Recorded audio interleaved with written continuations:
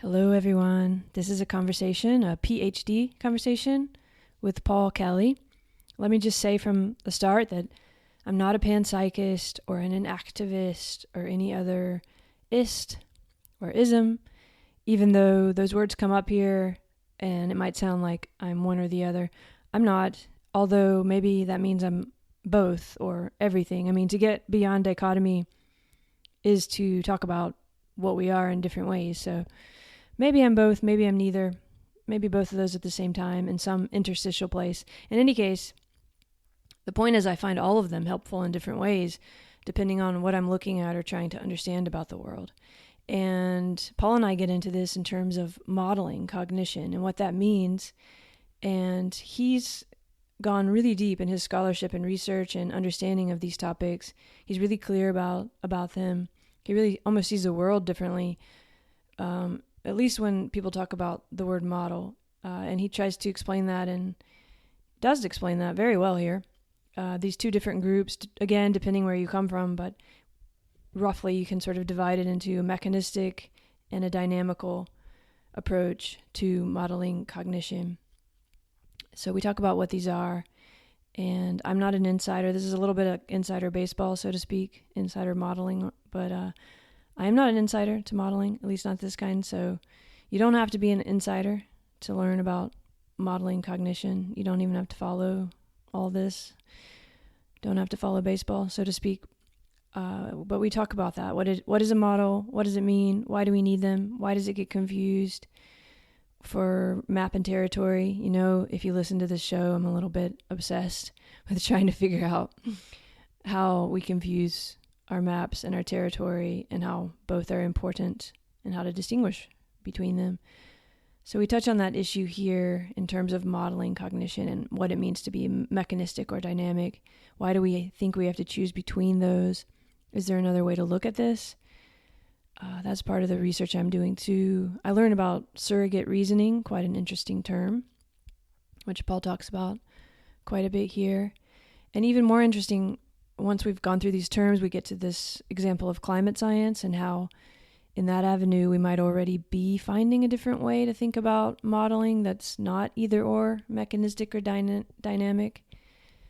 Paul brings this up. It's really illuminating. I'm very thankful to him for that and for that example and for this conversation. It's a long one. I'm just going to leave it as it is. And I hope you're having a good day out there, wherever you are. And thank you so much for being here with us for a little while. All right, be well. Bye. Hey, Paul. It's good to see you. Thanks for coming on to talk today. Yeah, it's good to see you too. Where are you? You're in Wisconsin. I am in Madison, Wisconsin. So we're going to talk about a lot of big subjects today. And I just want to say from the beginning that I am definitely not caught up on all the papers and references. But that's the point of having these conversations, is to just open up new doors. And also, I'm going to be asking you a lot of big questions, which doesn't mean that you necessarily have to have all the answers to them, because there's a huge amount of literature behind this idea of modeling cognition, I guess. Is that a fair way? Do you think of yourself as studying that or thinking about that, how to model cognition? Yeah, I think that's a good question to start. And I imagine the pressing questions that leap to mind when you phrase the question that way are, what does it mean to model something? And what is cognition? And these are two very big questions and very controversial questions. But the idea that we could model cognition in a particularly fruitful and perhaps even explanatory way has become a really hot topic in the last couple decades. Yeah, definitely. And yeah, it seems like we're assuming we know what cognition is if we think we can model it in a way, but then in another way, the whole point of trying to model it is to find some understanding of it. So do you think about that much, or do you just assume you know what cognition is? Or do you feel like you're looking for what cognition is, or do you just not think about it too much? Well, I'm interested in what cognition is, and nobody seems to have a clear sense of what cognition is, from what I can Right. tell. Mhm. Nobody also has a clear sense of what it means to model something. So there's a sense in which these two concepts using them together, the ways in which the concepts can move in terms of our uncertainty is in both directions. Yeah, what cognition is, whether or not there could be even a strict notion of cognition that's defined in a particular way. The way that philosophers often think about providing a definition of something is by advancing conditions that are both necessary and sufficient for the thing to be present. Um, and there's lots of examples to try to illustrate this. One of the most common historical ones is the term bachelor, right? If you try to analyze the concept bachelor and provide conditions that are both necessary, that are required for something to be a bachelor, and sufficient in the sense that if those conditions were present, that would be enough to guarantee that the person was a bachelor. You get something like something is a bachelor if and only if it's an unmarried man, right? Right. Those conditions are individually necessary and jointly sufficient for being a bachelor. Whether or not we could do something like that to sort of capture the essence of what it means for something to be cognitive in terms of a state or a process is much less clear. And people have tried to propose definitions over the years, and it's contested. And maybe there's a sense in which that's a problem because there's this fundamental notion of cognition which we're deploying that we don't have a clear definition of. Or maybe practically speaking, we don't need a strict definition. In the absence of necessary and sufficient conditions, we can still do good inquiry and investigate something about the mind, even if this concept itself isn't well defined in a strict sense. Yeah, exactly. There can be a way to think of it in terms of regularities or things in common. But even with that bachelor example that you started with, I feel like we already assume a certain set of references when we start to even ask if something is necessary and sufficient. But we won't get into all that today because I want to talk about modeling cognition. But before we really dig into what a model is, how did you get into thinking about all of this? Like, what brought you to philosophy and to thinking about models of cognition? Yeah, I mean, I got into philosophy by taking, which I imagine is the case for a lot of people, an undergraduate class in philosophy.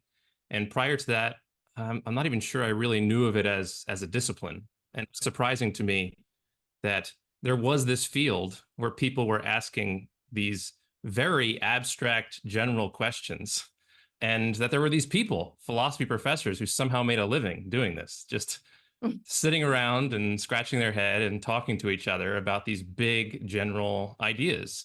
And it really intrigued me. And the more I got interested in philosophy and the more classes I took, I started to become interested in questions about science. And there's a subdiscipline in philosophy, the philosophy of science, which I became attracted to.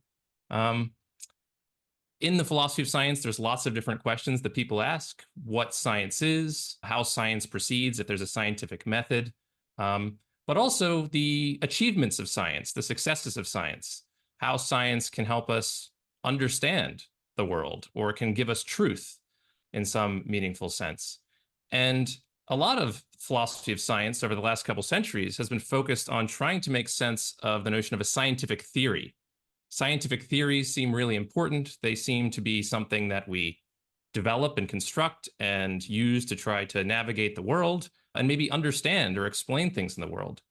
And philosophers of science have spent a lot of time thinking about theories. But in the last couple decades, people have realized that in actual scientific practice, sometimes theories are referred to, but there's another term, model, which practicing scientists use constantly, and oftentimes without much reflection about what they're actually talking about. The way that the term model is used by someone who's an economist or someone who is a cognitive scientist or someone who is modeling, the spread of COVID and the spread of disease, they're all using this term model, but there's no general consensus among the scientists anyway about what this means or how it supposedly represents the kinds of things in the world that scientists take them to be representations of. So all these questions that philosophers of science have been spending centuries talking about in terms of theory, about how theories are confirmed and how they represent and how they help us understand, can now be reframed in the language of models. And so we have additional philosophical work to do to try to figure out what these things are and how they enable us to have a sort of scientific understanding or picture of the world. Right. So we want to understand what's going on in the world. I mean, just in a really general way. We're trying to figure things out. We start to become aware of ourselves and that something is going on, and we start to try to understand it.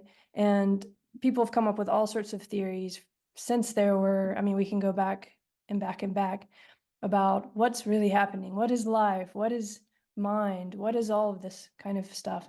And there's a lot of theories about it, as you said. But when did we start making models in the sense of what I think you think of as like not mental representations, but external representations? When did we start and trying to understand cognition through models that were not mental models, not something that, I mean, something that we can share externally as an object or as a diagram or as something like that? I mean, did that start, do you have any idea about the history of that? Have you studied that much? Thought about when we started to do that? Probably would be cavemen, for Yeah. all I know, drawing stuff in the sand, Yeah, I mean, I think it's a great question. And it really, in many ways, cuts to the core of what we were talking about just a couple minutes ago, which is that we're not even really sure what models are.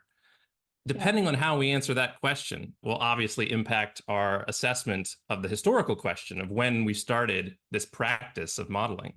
I guess that's what I'm trying to get into a little bit too, as you answered this question, is trying to understand, because, we're coming at it. You've read all these papers about what modeling is. People discuss it and discuss it and discuss it. But if we're just going to start in a really general place, where did that start? And then why did it become controversial about what a model is, Is it just language that we're just fighting over definitions? Or, I mean, how do you see that kind of process as you're answering that other question about where it even started? Yeah, I don't think it's just arguing about language and how we use these terms. I think there is fundamentally a difference in the kind of, to use a word you just used, the notion of mental representation, which has been actively discussed in philosophy and in the sciences, psychology, and so on for a very long time, and this idea of a model-based representation. You see those as different things. Yeah, I see them as different, and I also see them as both different in terms of what they're referring to, but also they might require very different philosophical analyses and proposals to try to make sense of what's going on. So the notion of mental representation, one obvious kind of mental representation is the notion of a belief, right? Mm-hmm. And there's been a lot of philosophical work trying to make sense of what it means to believe something, whether or not particular sort of physical arrangements of things in the natural world, maybe a brain state or a brain process, could be about something. The common term that's been used to talk about this notion of mental representation, especially in terms of belief and so on, is the idea that such states have intentionality. Intentionality is a fancy philosopher's way of talking about something being about something else. There's so much controversy about even that word too, and what it really means. Are we going to go with Britanno? Are we going to go? I mean, but and it's right what you're saying. I guess what I'm trying to get at before we get into all that is mental representations already require something like language, something like this, what I was talking about, this external space where we've communicated about something. To even start thinking about what a mental representation is, it doesn't mean that we didn't have what those words are referring to before, but there's some way in which all of this language and thought and philosophy, trying to understand all of this stuff, I'm trying to get at sort of, do you think that there was a way in which it was something like a model was required before we could even notice that we have something like a mental representation? I don't think so. So I think historically speaking, we can think about it this way. So there are very sort of simplistic, if the scientific picture of the world that we have, where there's this evolutionary process and that life develops and becomes increasingly complex, and the kinds of mental abilities, or dare I say representational abilities, of these various organisms get more and more complicated, there was a period of time where physical states, if mental representations are in fact, physical arrangements of these natural properties, they emerged in the world.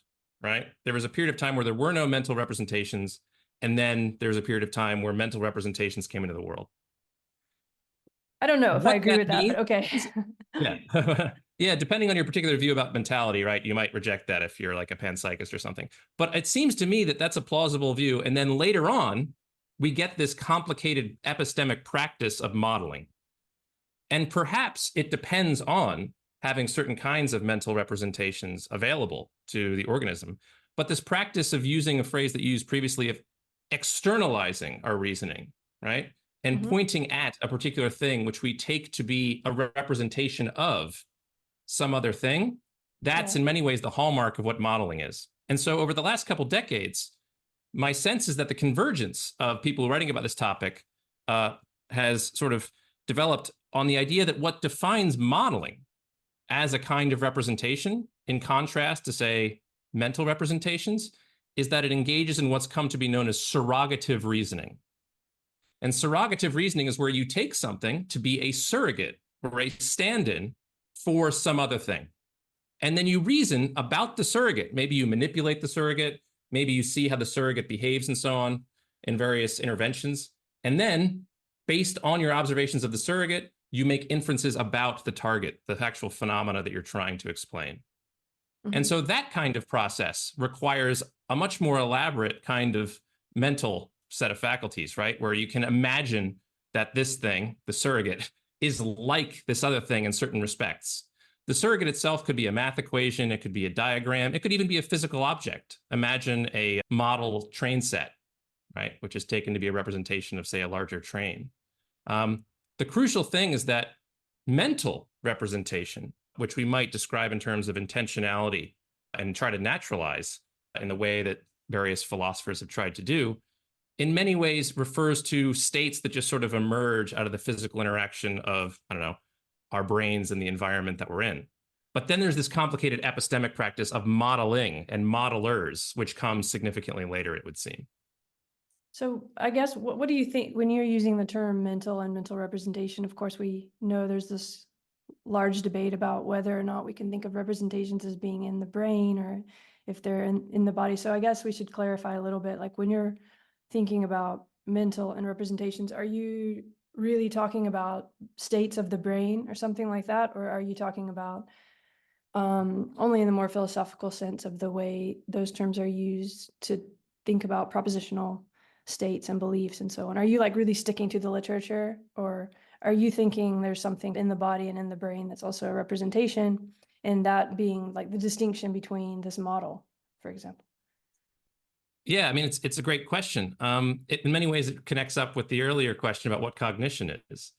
There's and what a model debate. is, because I think of Carl Friston, who says we don't have models, we are models. You know, so it can be used in so many weird different ways that I wonder how you see it. Yeah. Yeah. I think that in addition to trying to define what cognition is, there's another closely nearby related question, which would probably be informed depending on how we define it, which are the boundaries of cognition, where it is, right? If we define cognition in a very particular way, maybe we think that it's in the brain. Or maybe if we define cognition in a slightly different way, it seems to apply to processes and states that extend beyond the brain into aspects of the body, or even more radically into aspects external to our physical body. And you have the extended notion of cognition, right? Which particular view do I adopt? I'm not sure. In many ways, I think it's an empirical question. It's a question on which of these kinds of theoretical frameworks are going to be the most successful and fruitful in trying to investigate the plurality of different kinds of phenomena and questions that we are interested in as reasoners. Fundamentally, what is a belief or a state like that? I think the philosophy does say something significant here. It seems to be that a belief, amongst other things perhaps, is at least a particular attitude towards the truth value of a proposition, right? Where a proposition is a thing that we utter or that is capable of being true or false. So there are lots of things that we utter, like questions or commands and so on, that don't have truth values. If I ask you, what time is it? That particular utterance isn't true, it isn't false. It's neither. It doesn't have that property. But some things that we say can have truth values. The sun is larger than the moon, right? That is in fact true. That's a proposition. And I could have a belief about it. And I think that philosophy can give us some sense of what beliefs are, or maybe other states like desires and hopes and fears and so on. And then there's this joint enterprise with the actual empirical inquiry of trying to figure out how that's possible. And there can be a give and take on both ends. Maybe the philosophers have a sort of overly simplistic and sort of empirical conception of what these various concepts are that could be informed by the science. But it's also true that the scientists would probably benefit from being familiar with the way these terms have been developed and analyzed in the philosophical tradition as well. And so trying to have this be a joint enterprise of both philosophers and scientists, trying to hone in on the best and optimal understanding of these different concepts is, I think, clearly the way to go. Yeah, and even just for everyday life and people, it can help to learn how to think critically, just in a way, I don't know if you would say it's modeling it, but to start to model your own thought process in a way. You don't have to be doing it in a necessarily analytic philosophy or logic way, but it can help, right? To learn those ways to think about belief and so forth too. Even if you're not trying to be a philosopher or a scientist, there's a way in which that critical thinking about it, drawing attention to it, can be helpful.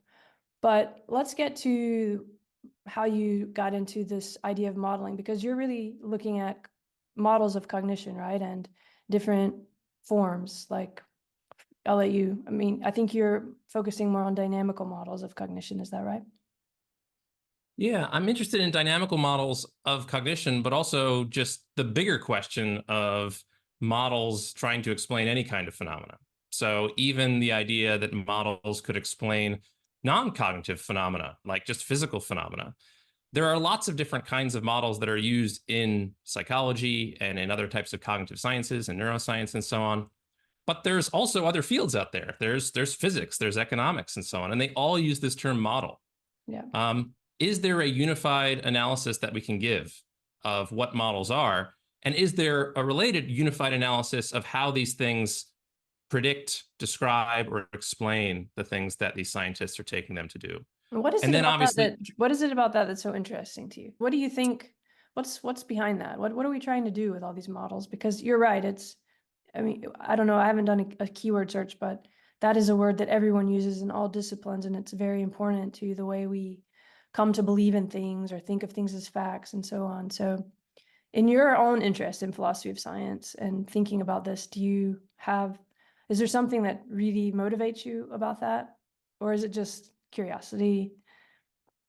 I think it's two main things. The first is that as a philosopher, alarm bells go off in my head when someone starts appealing to a concept that it's not clear that they have a precise notion of what it is. Sometimes that's fine. As we mentioned earlier, it could very well be that we have various concepts we appeal to that can do good work and that can be genuinely scientific, but don't have clear boundaries. So the notion of species, for example, in biology is a common one. The boundaries between species isn't well defined, but we still think that scientists aren't misspeaking when they talk about species existing and reason with the concept.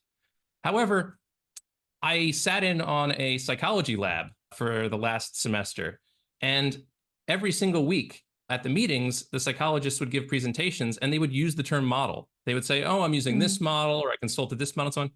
And I think it was like the first meeting I raised my hand and asked, well, what does that mean? And I realized I was the outsider. I was the philosopher stepping in. Philosopher has arrived. Yes. Yeah, they started proposing off the cuff, because they clearly hadn't thought about this in any detailed way, potential definitions of what they meant by model. But each one of them either didn't represent the way that they were using the term previously, or was easily susceptible to counterexamples of how this term is used. So practicing scientists are using this concept without a clear sense of what it means. And I think that given that, I think philosophers can do good work to help the scientists, working with them, obviously, to try to hone in on a particular conception that captures their ordinary usage, but also gives us an illuminating account of how this epistemic object works in the right way. Yeah. So that's the first reason. The second reason I think that talking about models is valuable is because there are big questions in the philosophy of science that relate to big questions in philosophy writ large, right? As you said, we want to understand the world and we want to understand our place in it and what we are fundamentally. And insofar as science can help us answer those questions, or at least make traction on trying to answer those questions, this notion of models seems really important. People try to model internal states that we have, external things in our environment, and trying to think through this complicated epistemic practice that scientists engage in and the philosophical implications of it, as well as the assumptions, can give us a richer sense of our understanding of the world and how we come to it and how we can do it better. Mm-hmm. So. Yeah, I definitely agree with that. And I guess that's why I was pushing about this external representation thing and this trying to think of a model as almost a shared space where people can come to clarify and observe the kinds of things that might have annoyed you about that psychology class. That it wasn't that those people are wrong necessarily, but they've come from a particular place of reference and trajectory. And if the term model has just been supposed, assumed, never really thought about, attention just not turned to it, then they don't think about how they're using it and they just assume. And in a kind of way we use cognition too, that it's clear what is meant by it. But so I guess I really agree with you about the role that the philosopher can play, that you could play in clarifying that. But I do want to push you a little bit. What do you think? Is there some kind of danger in not understanding what a model is? Because for me, something I think about a lot, and the reason I'm bringing this up, is how we confuse the model with the process itself. And as we get into your work, that's something I feel like happens a lot. I don't know, maybe you don't think it happens a lot, but where this kind of messiness that you were bringing up can become a kind of, that we're assuming we understand really important things about the world that were actually just perhaps only one representation of how it might have been. But we end up, in wars over these kinds of things or so on. So I don't know, that map territory confusion, does that relate at all to any of what you were just saying? Or yeah, I think that's well put. I think the dangers, insofar as we don't reflect on what models are, there are a variety of them. And in many ways, we could sort of distinguish the different dangers in terms of the different kinds of models that are out there. I mean, earlier you alluded to the idea that sometimes the term model is used in a way to capture sort of model behavior or some model that's taken to be sort of illustrative or an exemplar of some kind of practice. That's a way that people use the term. And that's a sort of normative conception of what the model is tracking, right? That we ought to engage in a particular practice or structure our actions in a particular way. Like and the model behavior or role model, that kind of use of it. Is that what you mean? Right, exactly. And so that's a usage of the term model. It's not obviously exactly the same as the sort of scientific notion, right? But they're clearly related because, as you said, these are different representations. There are things that we use to try to understand and try to triangulate and guide our various actions in a particular way. And they perform important sort of epistemic roles in our reasoning. And if we're not reflective about why we have the particular kinds of idealized roles and models in mind, we could be led astray. Relatedly, in the scientific case, oftentimes I am also frustrated by similar kinds of worries as expressed, where it seems like various people are perhaps conflating their representation, the model, for the thing they're trying to represent, be it, say, the world. Yeah, or the brain. Or the brain. So to take a very sort of clear example, I think, of this being the case, there is a certain kind of model, a certain kind of surrogate that we could use to try to describe some phenomena, which is sometimes described as a mechanistic model. And the defining hallmark of a mechanistic model is that it posits various kind of structural relations between various components. There are spatio and temporal relations between them. And the interaction of those various things are taken to produce a particular phenomena. Now, this is an extremely successful kind of model. Oh, yeah. And it's built off a particular kind of analogy, historically speaking, between, say, the clock and how the clock works and why the hands move that they do, as they do. That's the phenomena, and those are the mechanistic details underneath. Yep. Now, there's lots of different kinds of phenomena that are extremely well understood in terms of mechanistic models. But oftentimes people take the success of these kinds of models as reason to think that the phenomena themselves, or maybe all phenomena that we could possibly encounter, are always mechanistic or can always be explained solely in terms of a mechanistic model. And that, as you pointed out, confuses perhaps one critique someone might offer facts about the model for facts about the world. And this hasty generalization that all phenomena or all constituents of the world are best understood in terms of mechanistic descriptions and explanations might not be correct. Yeah, that's there very are well lots put. of different, there are lots of different possibilities of the different kinds of models that we can deploy. And there's also lots of different kinds of epistemic aims that we might have in mind. For people who don't, I mean, epistemic aims, you just mean, I mean, epistemic is like the theory of knowledge and so on. So we're back to this idea of trying, of theorizing or coming up with some kind of a knowledge trajectory, right? Yeah, so different kinds of epistemic aims is just a phrase to capture. There are different purposes that we could use a model for. And some of them are specifically to try to gain something related to knowledge. So maybe we just want to accurately describe some phenomena. Maybe we want to try to predict the phenomena. Yeah. Maybe we want to try to explain the phenomena. Or maybe we want to try to understand the phenomena. And philosophers have tried to spend a decent amount of time trying to make sense of what those things are. And there's all these new questions, which are how models might facilitate these various kinds of cognitive achievements. Yeah. So the mechanistic approach might be a good one for various kinds of phenomena, but a danger involved with this kind of reasoning, which depends on a sort of potentially overly simplistic account of the types of models or the kinds of things we can use models for, is certain assumptions about the models directly contributing to our metaphysical picture of what the world actually looks like. And so I think you're right that oftentimes people conflate the map for the territory, right? They conflate the model, the representation for the thing that it's supposed to be a model of. But there's also an interesting sort of feedback loop, if you think about it, between these two things. If we look at the history of science, people would develop a particular theory or a particular model of the way the world is. And insofar as it was successful, it would inform their metaphysical picture of the world, which would then contribute to later developments of the epistemic enterprise of trying to figure out the way the world is. And that in and of itself, I don't think is illicit. I don't think that that's epistemically vicious. I think there should be this feedback loop between our sense of the way the world is and the way we reason about it. But we need to do it very carefully, because underlying assumptions might make us presuppose facts about the world that aren't warranted by our reasoning.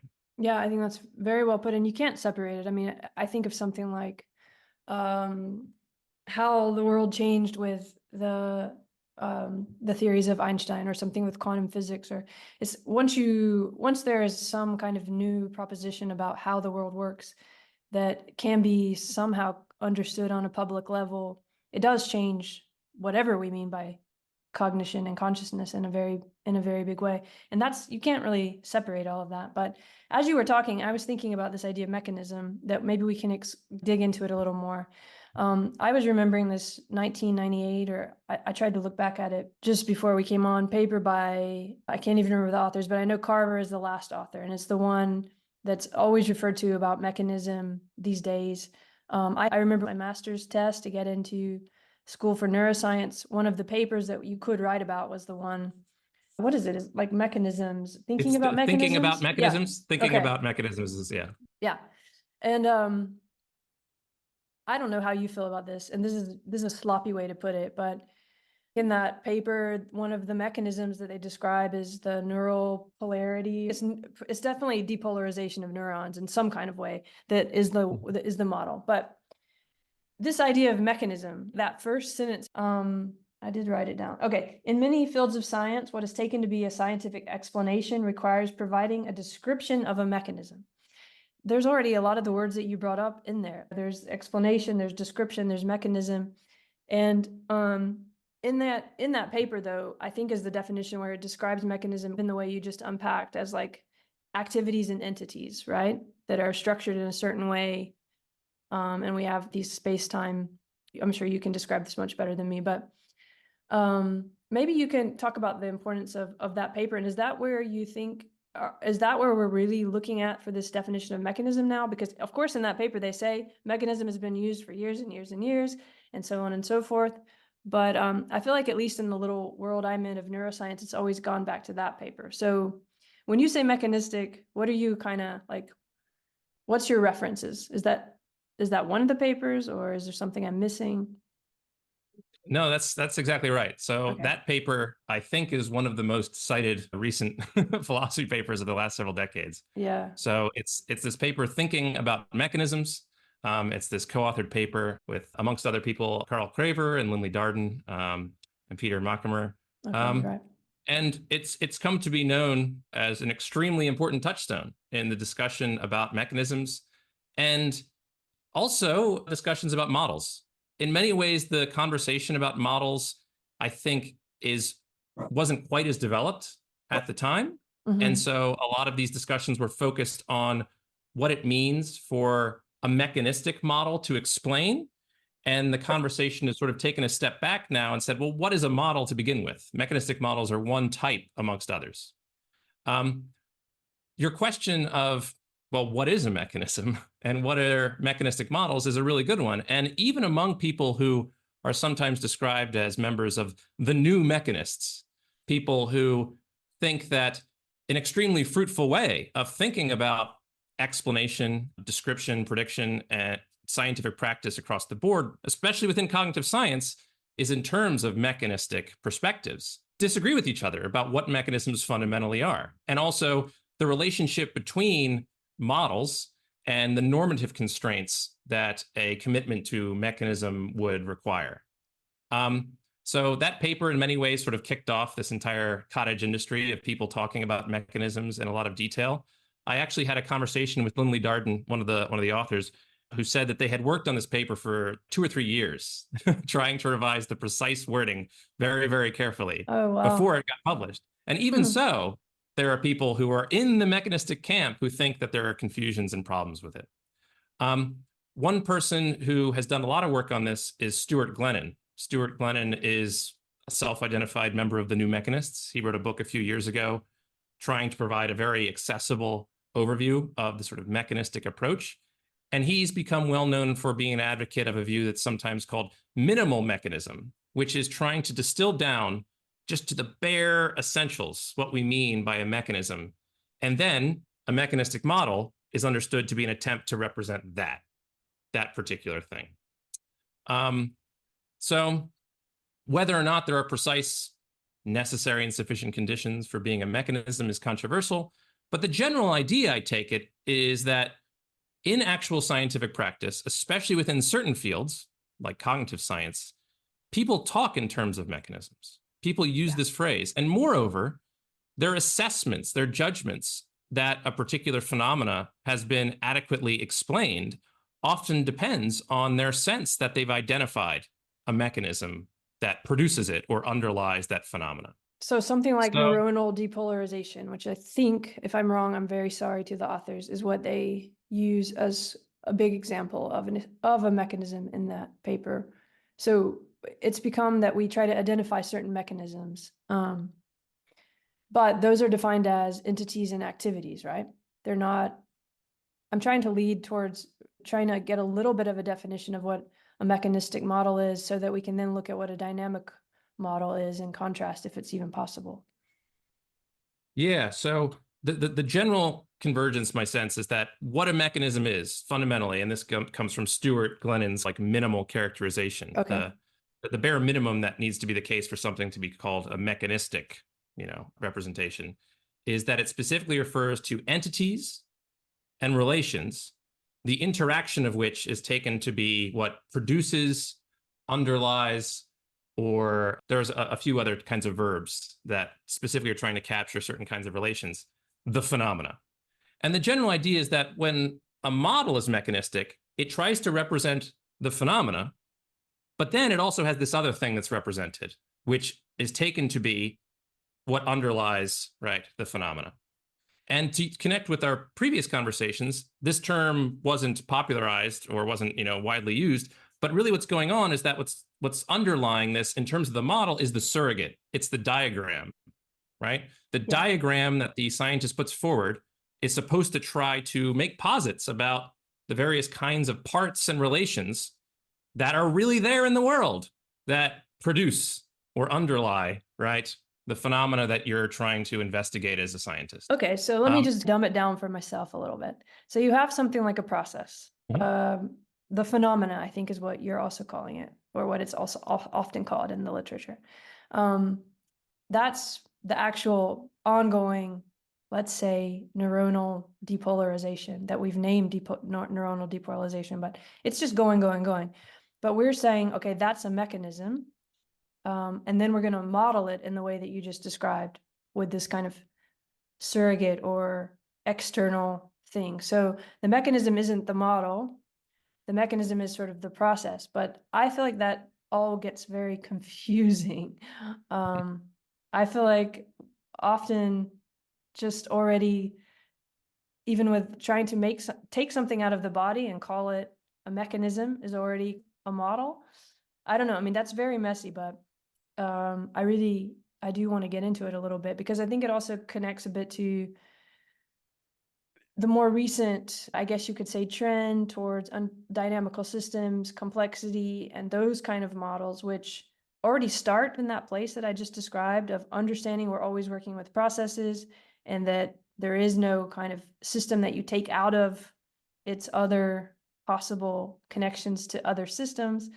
But for me, this overlaps a lot with the mechanistic and the dynamic. So I don't know in your research how people distinguish those. I did read a little bit of this Gervais paper that you talk about in your own work some, and I think in that paper the distinction is sort of between like a discrete, like with the mechanistic model, you can have these kind of discrete series of operations or something. Whereas in the dynamic model, it's more like describing the changes itself. But I still don't really understand this at all. Maybe you do. Maybe you can help me. Yeah, I mean, those are great questions. The first part about, well, what's the difference between the mechanism and the mechanistic model?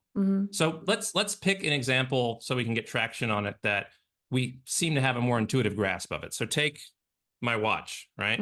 Let's take the paradigmatic phenomena. Everyone loves to think about the watch. It's a good one. Everyone likes the watchmaker, right? This is the clockwork universe. So here's a phenomena. We could describe the movement of the minute hand and the hour hand on the surface of the watch face. That's just the description of the phenomena. And let's say I want to investigate and I want to simply describe that in a compact and efficient way. I could develop various math equations that talk about the behavior of these things and how they relate, that one moves around the whole clock face, one it's every hour and the other one every 12 hours and so on, right? Now let's ask another question. Why? Why do the hands move the way that they do? And to try to answer that, we wouldn't just have a description that's accurate of the phenomenon, right? We would also want to dig a little deeper and create a representation. Maybe I write it on a piece of paper, or maybe it's in my computer or something, of, say, the movement of my watch, all the various gears and springs and so on inside of it. Now, what we don't want to confuse ourselves with is the difference between the diagram, the surrogate, and the actual physical mechanism underlying my particular token watch. One is a representation that we develop and construct and intervene upon to justify or facilitate inferences that we make about this thing. So we should always keep in mind the difference between the model, the surrogate in this case, the diagram, let's say, of the various components, and the actual components themselves, right? Those are very different. And keeping that in mind, people, I think, of a particular kind of psychological persuasion or inclination are inclined to view things in a mechanistic way, and are inclined to prioritize the consideration of mechanistic models and hypotheses over other kinds of models and hypotheses that we might have considered. And so you alluded to an entire other class of models that are explicitly not mechanistic, which are called dynamical models. Now, the kinds of questions that motivate investigating some phenomena mechanistically, in many ways, are assumptions about hey, let's think about it as if it were a watch, right? Let's think about processes inside the brain as if there's essentially a movement, these various springs and gears and levers inside the brain, which would explain, the depolarization of neurons, or something more complicated like long-term memory or something like that. But that's not the only way that we can think about it, right? The selection of the mechanistic model was a selection of a variety of different options.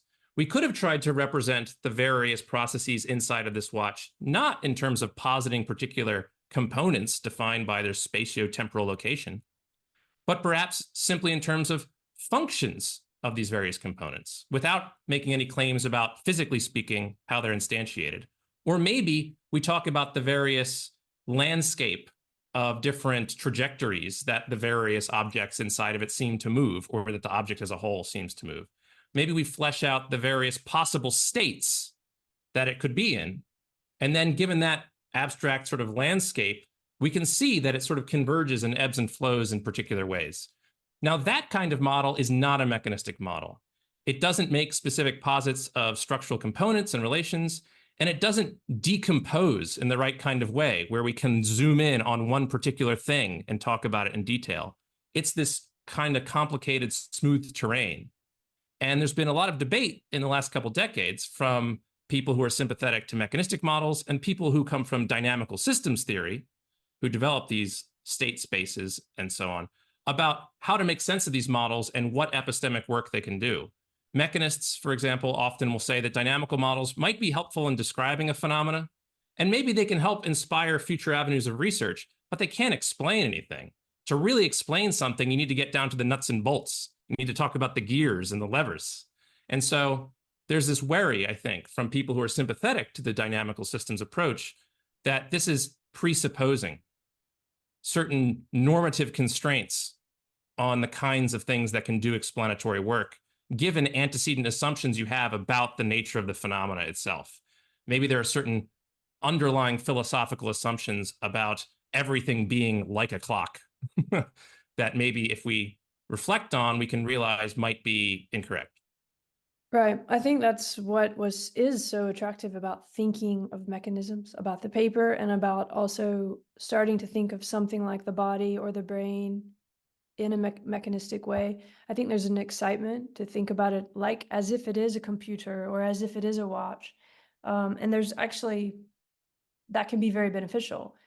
But I think what bothers me is that is already, to me, what I was trying to get at the beginning, an external representation. It's not actually the process itself, but it's taking the territory, it's taking that territory, mapping it, and then thinking the map is the territory. It seems to me quite often, even in something like neuroscience, where of course it's very helpful to say this is a mechanism, something in the body, like this with the nervous system, neuronal depolarization or whatever, but you haven't actually extracted that in any way, and it's not your watch. I mean, the watch is a great example. These are easy examples because they're actually already externalized. They aren't dynamic processes to begin with. I mean, something like time and all of this, we're in a way modeling that already just to create by creating the watch. So we're like meta representing when we use the watch as our example or the computer as our example, which is what I was trying to get at with that mental representations thing. Like, to know you have a mental representation in the way that philosophically you need something like language, which for me is also a model or a representation. So I know this is getting messy, but for me, and I don't think I'm completely alone. I mean, even in Gervais, he's saying dynamical and mechanistic can be very similar, but I feel like what the mechanistic literature is helping us understand and describe is actually not mechanistic, which is a very weird way to say it. And that actually it's very helpful. It's one way to understand a process, and modeling it dynamically is too. But in both cases, you have some kind of process that actually it isn't itself mechanistic. Does that make any sense at all? Or can you kind of like show me where maybe others have addressed that? Yeah, I mean, I think that that's right. That one potential upshot someone might take from this conversation about mechanisms is that the actual processes in the world are perhaps much more complicated than a sort of what you might think of as naive mechanistic kind of approach is able to capture. I think also in the mechanistic literature, though, to sort of flesh out some conceptual distinctions that might be helpful, very often mechanists will make claims and use the term mechanism, but will actually be referring to different theses. And it's not entirely obvious that that's what's going on. Mm-hmm. So Arnon Levy has a paper from a few years ago called Three Kinds of Mechanism. And he distinguishes three ways that one could be committed to certain mechanistic commitments. The first one he describes, if I remember correctly, is sort of like a metaphysical mechanist, right? You think that the world and the things in the world are composed of mechanisms. That's a particular thesis you could have. And then you might hold different views about the best way of investigating those things, but that's a particular metaphysical thesis someone could accept. One could also be what we might call an explanatory mechanist, right? They think that the best kinds of explanations that one can provide are mechanistic explanations. Maybe they're not the only kinds of explanations, but they're the best kind, and we should actively seek them out, something like that. Or you could be what he refers to as a strategic mechanism or a methodological mechanist, which is to say, as a practicing scientist, I have lots of different hypotheses I could dedicate my time to, but I'm going to prioritize the mechanistic hypotheses because I think that, strategically speaking, that's the most effective way of perhaps obtaining explanations or tracking metaphysical relations and so on. So these are different kinds of commitments that we would all term as mechanistic. And the relationships between them and the justificatory relationships between them might be complicated, right? Someone might say, well, the reason why I should prioritize mechanistic hypotheses over others is because those are the explanations that I want. Why do I want those explanations? Because I think they track the metaphysics in the world, right? And so on. But each one of these can come apart, right? Someone could be committed to the metaphysical picture, but not the explanatory picture or not the strategic picture. Imagine someone who is pursuing dynamical systems theory, which, just to specify that in a little bit more detail, is a specific approach that doesn't view things fundamentally as, say, like a watch, but more in terms of a dynamical system, a system that changes over time, and trying to flesh out the possible states that the system can be in, and also trying to map particular kinds of trajectories that similar systems tend to move through that state space. Maybe you want to approach the world like that, but also think metaphysically there's just mechanisms out in the world. I don't even know what that means, just mechanisms out in the world. I mean, what does that mean? So Carl Craver, for example, who's one of these, extremely strong advocates. He's the with this word. When people talk about the new mechanist, Craver is always the person that people discuss.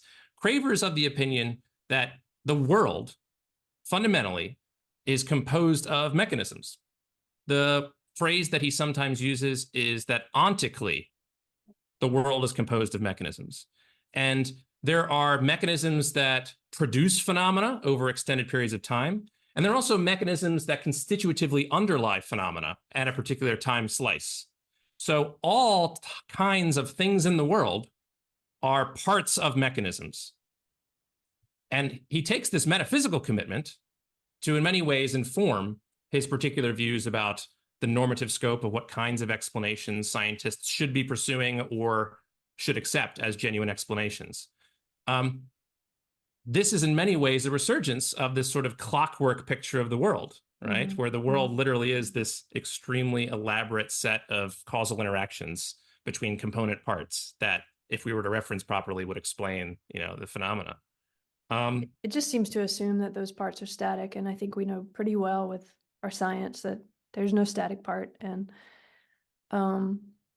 I mean, first of all, I think this literature has brought so much to us. So I'm not trying to say it's like wrong or bad or something like this, but I do think there's a way in which just thinking of everything as a mechanism is a little, it doesn't make a lot of sense to me anymore, because, which is again what I'm trying to get at, is because the mechanism is our way of representing this ongoing process to try to understand it. So if we just say everything is a mechanism, okay, it just means that we can model everything, but all those things are still changing. There's no one static mechanism. And something like an ontic explanation, in the way that he would use it, once you add explanation to it, you've mechanized it and you've modeled it in a way. I know those aren't the same words, but to me, you've used some kind of representative system, or you've made a representation of it. It's not just the ontic anymore. It's some kind of little snapshot of it. And all that can be very, very, very good. It's a wording I don't understand, but I could go on about that forever, but what I want to get at is your work a bit too. And so we have these two camps. I mean, I'm generalizing in a very big way, but after all this time in literature, it's been 50 years or something, of thinking about mechanism. And 1998, I think, was that paper, thinking of mechanisms. And there's been these kind of two camps. Can we generalize it and say there are these mechanists, and then now there's kind of people who think about dynamical models, and those things seem, as you said, they don't go together, or do they? I don't know. But a lot of the criticism of the dynamic model is coming from the mechanist, right? So could you unpack that a little bit? Like, why, if I'm a mechanist, would I not want to also accept that that dynamic models could be explanatory or descriptive, or maybe we can also go into what those words mean a little bit, but maybe you can just help me understand what's the tension between those two as they've evolved up to this point. Yeah, it's a great question. There's been this sort of emergence of a variety of different schools of thought, but two of them that over the last 2 decades or so have disagreed about these assessments that scientists should make concerning how we should assess models are what are called the mechanists, which are philosophers and cognitive scientists who think that approaching this conversation with an awareness of how philosophy of science debates about mechanistic explanation have sort of played out can inform this discussion. And then people who are dynamical systems theorists, people who say, let's have the kinds of models that we develop be ones of state spaces and trajectories through terrains and so on. Now, mechanists are of the opinion, and they're explicit about this in their writing, David M. Kaplan explicitly in several of his writings,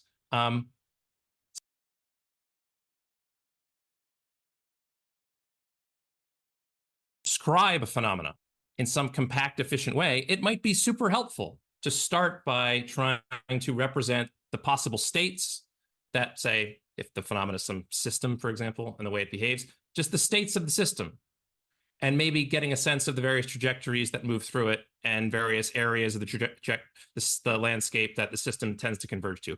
That's very interesting in terms of describing the phenomena. And in many ways, it might be really illuminating. If we just have a bunch of data points and we don't see any sort of pattern between them, representing them in terms of a landscape might be very fruitful. The mechanists agree with that. Maybe, moreover, such a representation might be predictive. Maybe if we have this terrain, the various possible states the system could be in and the trajectories, and we say, what would happen if the system started in this particular state? Where would it likely go? Let's make a prediction. That model might facilitate those predictions. But what the mechanists want to say is that there's something special about saying a model is an explanation, or that it explains a phenomena. And that is different than simply describing the phenomena or predicting the phenomena. To say that you explain the phenomena on the, say, mechanistic view, you need to have good reasons to think that you're tracking the causal structure of the world that produces the phenomena. So let me give an example that hopefully will intuitively track these distinctions. Imagine, it's a long time ago, and we're cavemen, to use the thing that you alluded to, and we look up and we see the moon, right?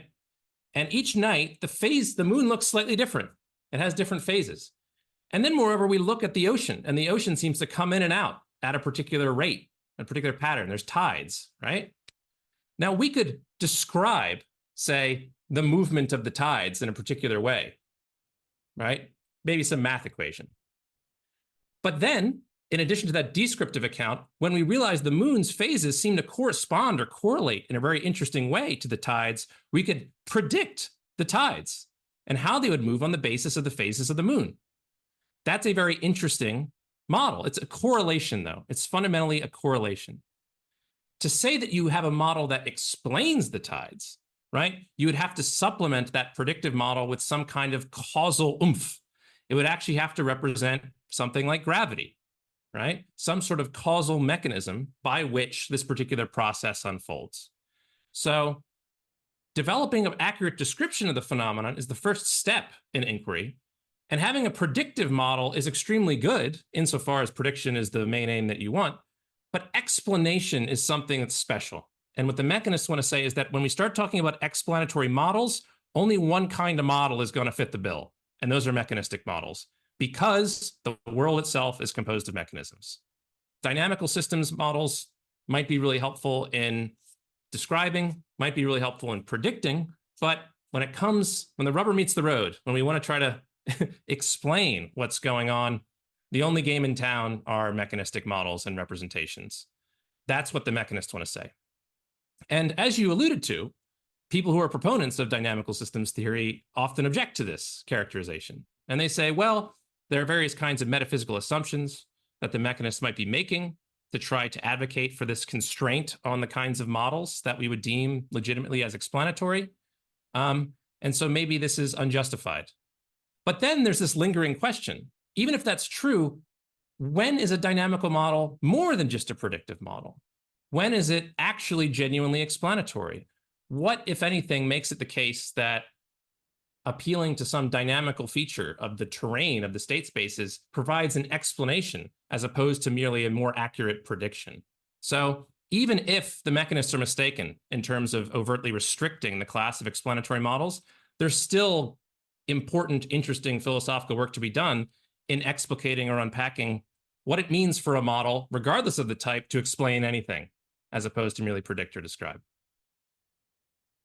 Yeah, that's well, but I think I wonder about something like, I mean, that's a great explanation you gave with that we need something like explanatory, like gravity, for example, you said. But even there are always ways we can zoom in and out of different scales and start to understand that something like gravity is a little bit of a prediction, or it's a probability in a particular landscape, because you go to the moon and it's going to be different, or if something changes with certain conditions of regularities on the Earth, it's going to be different. So I feel like a lot of the mechanistic models are assuming things don't change. And I feel like, I mean, this is very general, and I feel like the dynamic systems is assuming everything's always changing, and you can always see it from many different places. And I don't see that I see that as a primary conflict. Not that both aren't actually great ways of understanding the world, but I don't know. What do you think about that? Yeah, I'm not so sure. I think that there are different kinds of explanations we can give. And a common distinction that's made is between providing a causal explanation of something, and causation is a kind of thing that occurs over time. So a particular event happens, which then causes some other event to occur, right? One billiard ball hits another billiard ball at T1, which causes the second billiard ball to move away at T2, something like that. It's extended That's also over a very time. linear way of looking at things too. I mean, Yeah. causation too, we could debate forever, but yes, you can always kind of in a linear way say this happened and then this happened. But go ahead. But the main point is just that causation extends over time, right? That's a kind of thing that extends over time. But that's not the only kind of explanation we can give. Interestingly, over the last, I don't know, century or more, philosophers of science have recognized there's another kind of explanation that's sometimes called constitutive explanation. And this is where you explain something at a particular time. So why does the vase have the particular structure that it does at T1? No reference to T2 or anything else, just at T1. And maybe you zoom in and you focus on the arrangement of the various atoms and so on, and things, the pieces of the vase. Mm-hmm, That's mm-hmm. what gives it its structure. That's what explains its structure at T1. But it's not a temporally extended claim about causation. So one might read the mechanists to say, oh, the mechanists are just trying to provide an account of constitutive explanation. They're focused on the components and the relations at a particular time. Whereas maybe dynamical systems theory talks about temporally extended processes. But I'm not sure that's entirely quite right. The mechanists think that their models aren't necessarily limited to representing processes or states of affairs just at a particular time slice. They think they also can capture the behavior phenomena over time. So take a mechanistic model of the movement of the watch. It's true that we can sort of pause our playback of the watch at a particular time and just zoom in on particular gears and levers. But we could also, depending on how elaborate the model is or the surrogate, play it forward and actually watch how the various components interact over time. So it's not seemingly essential to a mechanistic model or mechanistic approach to investigating phenomena that you only look at a particular time slice. They often talk about phenomena occurring over time. Dynamical systems theorists do that too. And maybe they have better resources to try to accommodate this sort of temporally extended kind of notion of the phenomena being extended over time and space and so on. But I'm not quite sure it's right to say that the mechanists don't have any resources to talk about things extending over time and that they're inappropriately prioritizing sort of synchronous or constitutive kind of approaches to things. Does that make sense at all? Yeah, it makes sense. I guess I wouldn't say that that they're necessarily trying to do that. I'm trying to understand really why you would have to reject the dynamical model approach if you're a mechanist. Exactly. I mean, maybe we can get into the 3M, for example. Maybe that would help illuminate this a little bit, like, and towards, because you've found a resolution, right? A little bit between these. So I guess there's two things we need to talk about if you still have time. Sure, of course. Yeah, is just maybe a little bit more about explanatory, like why that's so important. And I guess we could bring in the 3M a little bit too. Or I don't know, how would you like to move a little bit towards your what you've done to show? Yeah, so the main kind of normative principle that has emerged among the mechanists that, if correct, definitely precludes dynamical models from being categorized as explanatory is what's called 3M. And so the 3M principle is called 3M because it stands for the model to mechanism mapping requirement. Model to mechanism mapping. So there are 3 M's there. And the precise wording of the 3M principle has changed over the years, where mechanists proposed it, and then they tried to tweak it, and then they revised it, and so on and so forth. What's interesting about the 3M principle, the way that it's proposed, at least initially, there's a footnote. And the footnote says, we take ourselves to say that this restriction on what models can be explanatory specifically applies to cognitive science, but we see no reason why it shouldn't be extended elsewhere. So it seems like the authors have this idea in mind that maybe this is a restriction on models being explanatory in science across the board. Unless we're given reasons to think otherwise, maybe we should just accept this as precluding other kinds of models, regardless of the discipline that they're being developed in. The particular details of the 3M principle and the precise wordings we don't need to get into. And moreover, the wordings themselves have changed over the years. But the general idea is that it establishes a necessary condition for a model to be explanatory. A model is explanatory only if it satisfies certain constraints. That's what I meant by static. That's the static that I meant. I didn't mean in the world so much as in the way that we need always this. But go ahead. Yeah, I think I see. So by static, you mean that the proposal they're making is making a very static or restrictive demarcation, right, between types of models, right? Yeah. And that's right. If the 3M principle is correct, whenever we have a model and we have the sense that maybe it's explanatory, we should consult this principle. And if the model fails the principle, it's not explanatory. Our initial sense of it being explanatory wasn't right. So it's an interesting discussion, right? Trying to figure out what normative principles we should adopt that constrain our assessments of what kinds of models we categorize as explanatory as opposed to predictive and descriptive and so on. Right. And I mean, like for me, 3M is really helpful, but it could be one way to do it. It doesn't have to be the way. And if you look at from a dynamical systems approach, maybe if you are changing the references in the context in which you're doing this process, you would need to change that a little bit. But in any case, yeah.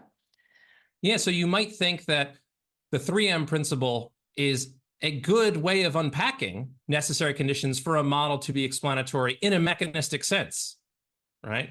And interestingly, I mentioned that among new mechanists, there's disagreement about various things. Stuart Glennon, who is clearly a mechanist, in his book calls it, his view, 3M star. And 3M star is essentially the same, but he specifies this is just for mechanistic models. Whereas the original formulation is not qualified at all, right? It applies to all models across the board. Okay. It could also well be that you alluded to that if that's right, maybe we should be what we might call explanatory pluralists, that maybe our judgments about what kinds of models are explanatory depend on the kind of model it is, or maybe the kind of discipline that we're coming from. Maybe the kinds of models that can do genuine explanatory work in cognitive science are different than ones that can do explanatory work in economics or sociology or virology or something like that. Maybe that wouldn't be too surprising. But what the maybe you can mechanists get to the same place with different models, like in category theory. That kind of shows us, right? Which is something closer. You can sort of zoom out and you can see, you can get the same answer with two different models, and it's a valid That's answer. definitely true. Yeah. Yeah. So insofar as we're thinking about this kind of inquiry based on particular questions that we ask, and then we consult these surrogates or these models to try to answer those questions, we could get the same kinds of answers, even though the models that we consulted were very different. Yeah. Yeah. Right. That's definitely a live possibility. Thinking about our inquiry in terms of asking questions gets very complicated. There are particular views that think that questions are really fundamental to this process of inquiry. Mechanists like Carl Craver are in many ways, I don't want to say dismissive, but think that people have overemphasized the importance of questions in terms of our scientific inquiry. And he's an advocate of, as we mentioned earlier, the ontic conception of explanation. He thinks one usage that is of the term explanation, which is totally plausible and maybe is the important one, uses the term explanation to refer to the things in the world, not our epistemic practices or representations about them that we would ask questions concerning or something. But with that aside, the 3M principle is an attempt, right, to make a proposal about how we should constrain our judgments about what models are explanatory. And in many ways, that's very fruitful, right? It's gesturing towards a conversation that's worth having. But even among mechanists, some of them think it's too restrictive. Some of them think it should only apply to our evaluations of mechanistic models and not models across the board, right? Stuart Glennon with his 3M star proposal. So if you have the watch again and you have the 3M, you're basically mapping the parts of the watch as you described it to the model itself, right? Or how would you illustrate that with the watch? Yeah, so the 3M principle, a lot of people have responded to it. And I think a lot of the responses often misunderstand what the principle is saying. People will say things like, oh, the 3M principle requires that a model not only be mechanistic, but be perfect, that it perfectly maps every single component to some posit within the model. But that's not what the principle says. It's just a necessary condition that there needs to be at least one mapping that is successful. And that seems like a really low bar, right? What the 3M principle says fundamentally is that here's a necessary condition on a model being explanatory. There needs to be at least one posit, I don't know, a gear that is actually in the mechanism that underlies the phenomena. If your model doesn't even successfully pick out one gear that's in the mechanism, there's no way that it could be explanatory, even partially, because what it means to explain is to track that thing, the mechanism, underneath the phenomena. So it's incorrect to say that the 3M principle, if we accept it, requires that a model be perfect, because if that's the requirement, no model is ever going to be explanatory, right? No model's perfect. Even the most robust, clear mechanistic model of, say, the movement of my watch will have some imperfections, won't accurately capture every single atom, right, in a particular right place. So that's too much. There's an entire separate literature that the mechanists have developed trying to make sense of what do we mean when we say that a mechanistic model is complete. And so that gets really complicated. But the 3M principle is not that. The 3M principle is just saying, listen, to say that a model is explanatory, there needs to be at least one mapping.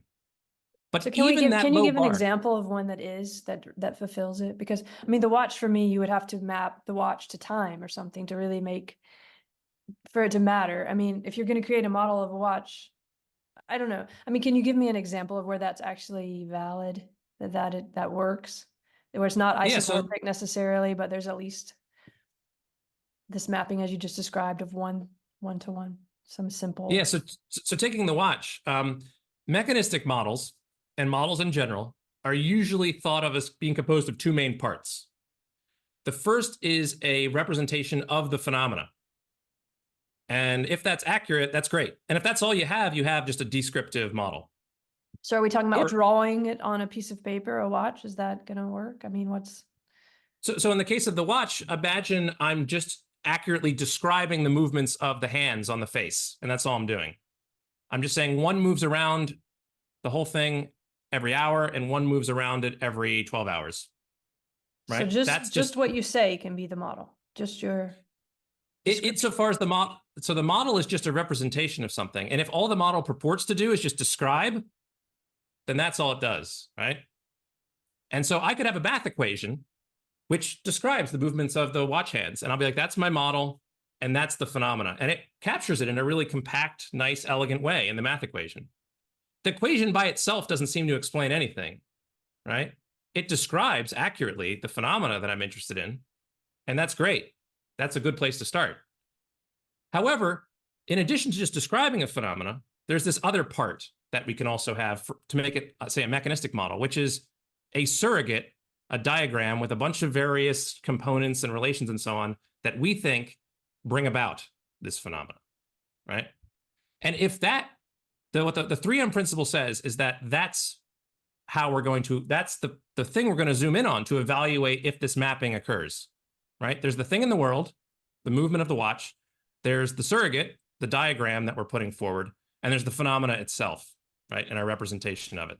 What's the phenomena itself? If it's not the watch. What's the phenomena? Time? So the phenomena is just going to be the moving of the hand. The movement of the hands, okay. Right? Just the movement of the hands, right? Why? Now we can ask, why did the hands move the way that they do? And to answer that, what the 3M principle says is that our model, to be genuinely explanatory, needs to have at least one of the posits, so one of the gears that it says, actually in the mechanism. If my model posits a bunch of gears where there's just no mapping whatsoever, it just totally misrepresents what's going on underneath here. I mean, let's say it thinks there's a computer inside of it, or let's see, it says there's a bunch of sawdust just underneath here.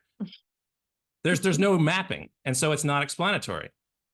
And so what's interesting about the 3M principle is that it imposes this constraint on the kinds of models that can satisfy it. Dynamical models, which just don't make posits of particular components like gears and levers and springs, are going to fail even that low bar. They're not even going to have a single thing mapping over to the underlying mechanism, right? Yeah. In the case of the watch, it's very clear there is a mechanism, right? I can crack it open, I can look at it, right? Yeah, because it's already itself created as a mechanism. So, I mean, yeah. I think you referenced Greg Callender, who's actually he's my philosophy of science advisor. But and some of his work where they talk about you could have a salt shaker or something. Is that the one where you've decided that this represents Paris on the table as you're discussing like how far Paris is from Berlin or something, and that can represent it. So there's this kind of context that's also important. But I mean, I don't mean to get out of the discussion, but instead of the watch, maybe we can think about the planets. And if you make, because we all know this as a kid, right? The planets, I mean, then we have something that's not the watch, because the watch to me is already a mechanism that's externally replicated, but the planets aren't. But then we create a replica of it, like with styrofoam, I think is one example you use, of the planets in styrofoam. And so then the mechanism is the solar system, right? The model is the styrofoam. Is that right? And what's 3M? Can you explain 3M with that example? Yeah, sure. I think so. Maybe this will be helpful to get a little traction. So Glennon, I think, very helpfully proposes what he calls the model's first approach to understanding what mechanisms are. And he wants to say that mechanisms are individuated by the phenomena that they produce. So in the case of the solar system, there's a whole host of different phenomena we could zoom in on, right? So I might want to have the phenomena be the rotation of Jupiter. Yeah. Or I might want to say it's the orbit of Venus, et cetera, right? Now, those are particular phenomena. And in fact, they're particular propositions. We could write them down, right? And they're in fact true, assuming they are true and our representation of them is right. Yeah. And then we could ask, once we have this proposition in mind, what explains it?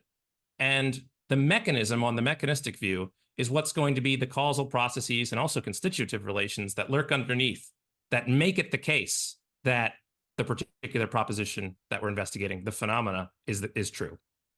The solar system is an interesting one because it's one that we're familiar with.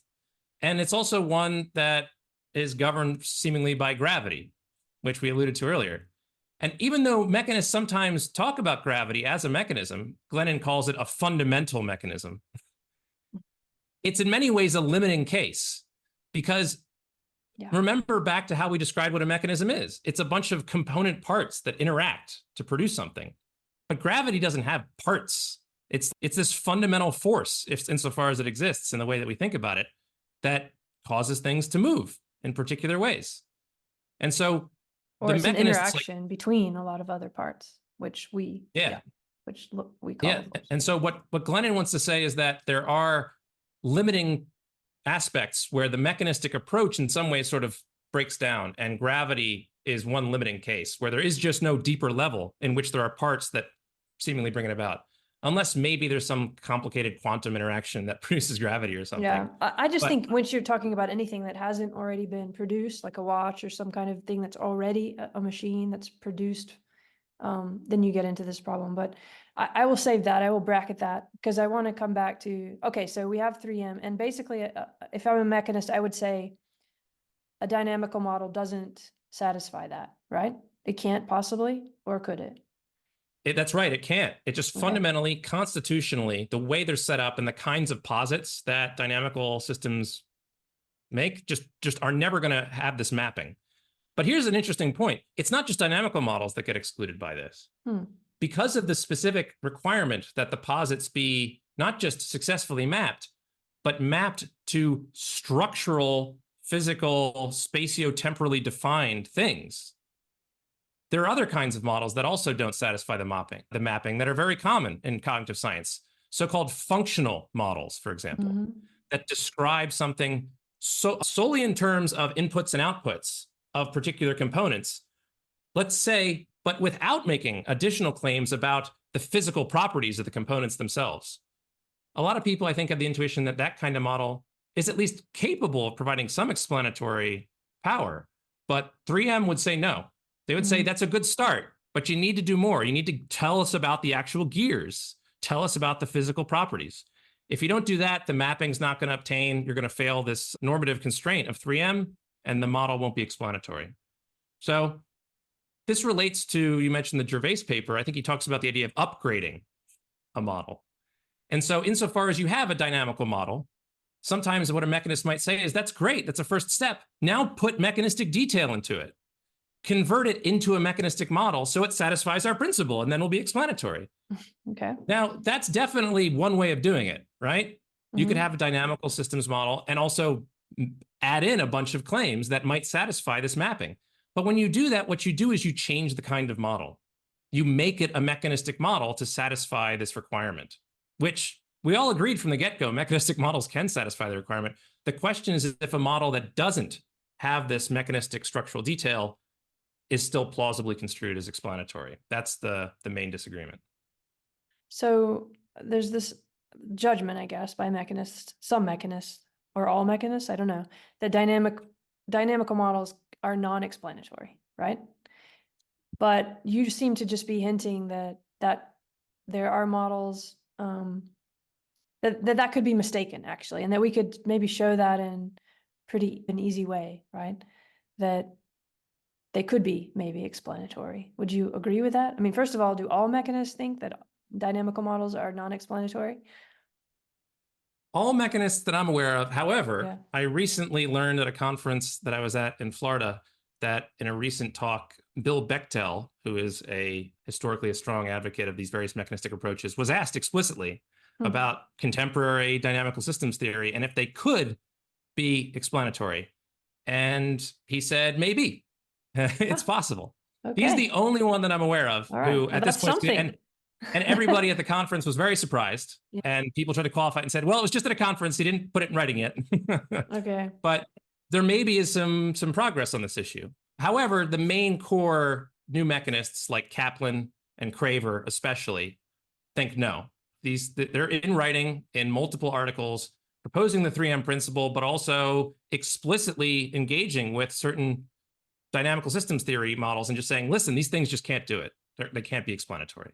Okay, well, this is just, I mean, on a really general level, if you're listening to this just seems crazy because we can use dynamical models to help us understand things. I mean, that happens, right? So is that not a form of explanation? If it's helping us understand something, does it really have to be something like gravity, which, by the way, as we've already discussed, isn't, I don't think, fully explanatory either in meeting all these conditions, but that would be 2-hour discussion. But just, okay, so you've written about this too a bit. If we just understand something in a certain way, if the model is helping us understand something, can that be a form of explanation, or do we just have to throw, that also doesn't work for the mechanists or for the literature?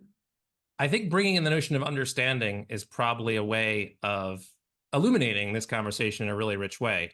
So this debate has been phrased in the language of explanation. The 3M principle is proposed to say, listen, here's a constraint on the kinds of models that can explain. And there have been a couple people, Gervais, you mentioned, also my advisor, Larry Shapiro, have said, listen, maybe we should just sidestep this issue and say these models can clearly help us understand.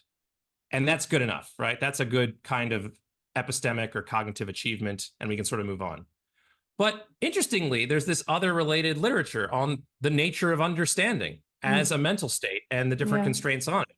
And one popular view among people who write about understanding is that what it means to understand, at least when that term is used in the scientific context, scientific understanding, is to grasp or recognize in explanation. Yeah, so exactly. If that particular view is, if that view is correct, then conceding that dynamical models can provide understanding implicitly commits you to the idea that they're at least somewhat explanatory. You're grasping something that's explanatory. And as you point out, I think intuitively, there are facts that can be represented in a dynamical model, which intuitively really seem explanatory. So take, for example, imagine a piece of paper, right? And imagine I drop a drop of water on the paper and it moves in a particular pattern as the paper moves, right? So why does it behave that way? Well, you could try to give a mechanistic explanation as to why it behaves that way, given the structural nature of the paper and the physical properties of the water and so on. But imagine the paper is folded and the water like dips into the crevice. Well, it seems like appealing to the shape of the paper, the terrain, the landscape explains why the water pools where it does. Maybe not completely. Maybe it's not an exhaustive explanation. Maybe it's compatible with a whole host of other kinds of explanations we could give, but by itself, it seems to be doing some explanatory work. And moreover, when you learn that the paper is curved, it seems like you understand why the water behaves the way that it does, because you're grasping an explanation, or so these proponents of this view would say. So I think that examples like that seem very intuitive. Our intuitive judgment is that it's appropriate to deem such things as explanatory, but it runs into tension with these normative principles that mechanists are advocating for. I mean, I also just think to get out of philosophy, out of this world of philosophy, which is we have to be very precise about all of this, but just thinking of dynamical systems in the world, or something like complexity theory or fractal. I mean, if you really look at the math of it, you can see that it's actually had explanatory. The math has explained things that have helped us create new mechanisms electronically. I mean, you can look at actual kind of devices, that this is at least facilitated understanding enough to create some new mechanisms in the world. I'll just leave that to the side right now. But I mean, if you just even look at Stephen Wolfram and that whole kind of thing and the technology he's created out of it, I mean, there's obviously some understanding going on, but I'll leave that to the side right now because I think there's also another way in which you've maybe shown that this is mistaken to think of dynamical models as non-explanatory. I think there's even two more ways, and one has to do with this motif, right? Driscoll, or I'll let you explain it, but what's another way we could maybe think about how this might be wrong to judge dynamical models as non-explanatory? Yeah, so in the recent sort of explosion of interest in machine learning systems and artificial neural networks, everybody talks about AI and ChatGPT and so on. And the way that these systems work is very unclear. Interestingly, what's fascinating about them is that they are able to seemingly perform various kinds of tasks. Various inputs generate various outputs, but the way in which they're doing so is not clear. Right. Related to our previous conversation, or at least the conversation earlier, people refer to these things as models. But there's also this other conversation of trying to model what the heck is going on inside of this model. Yeah, it's very meta. It's very unclear. And so one way that we try to understand these things is through dynamical systems theory, where we try to make sense of the various state spaces that these systems are in, either physically or conceptually, and then try to map the movements through them. And what's really interesting is that there's been a recent development where if you take one of these systems and you train it to perform a particular kind of task, and so it gets quite good at it, and then you, at a later time, deploy it to try to perform a related kind of task, it'll be much better at that related task than just an untrained network. And intuitively, that's not terribly surprising. But from a mechanistic perspective, it is surprising, right? Because the mechanistic details aren't known to us and also don't seem absolutely essential to explaining why the particular thing is better than an untrained network. Right. And so there's been this development of this new idea of a dynamical motif.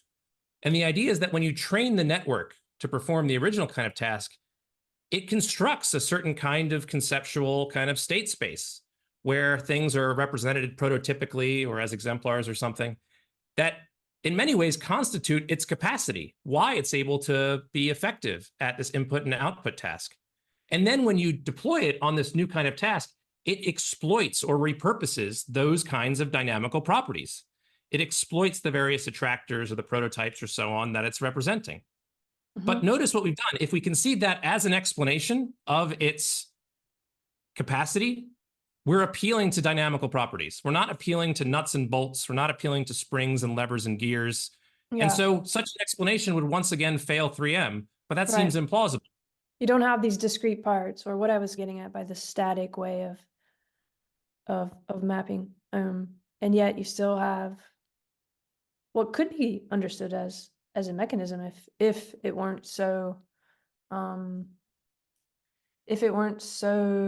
determined to be stuck to something like that mapping. I don't know. But yeah, that's So one important point perhaps to note is that it is possible that there's a mechanistic explanation for why the systems behave they do, but it would be so complicated. The kinds of what it would constitute a component is entirely unclear. The kinds of interactions that are inside an artificial network. It just seems like a waste of energy. I guess that's what I'm trying to get at, is that it's not that these are wrong. One is wrong and the other is right. Like it's a little hard for me to understand why we have to say it's wrong. It's just the dynamical approach might be better in this case for understanding than a mechanistic. But if you really wanted to dig into some certain part of that, maybe a mechanistic mapping would actually be helpful too.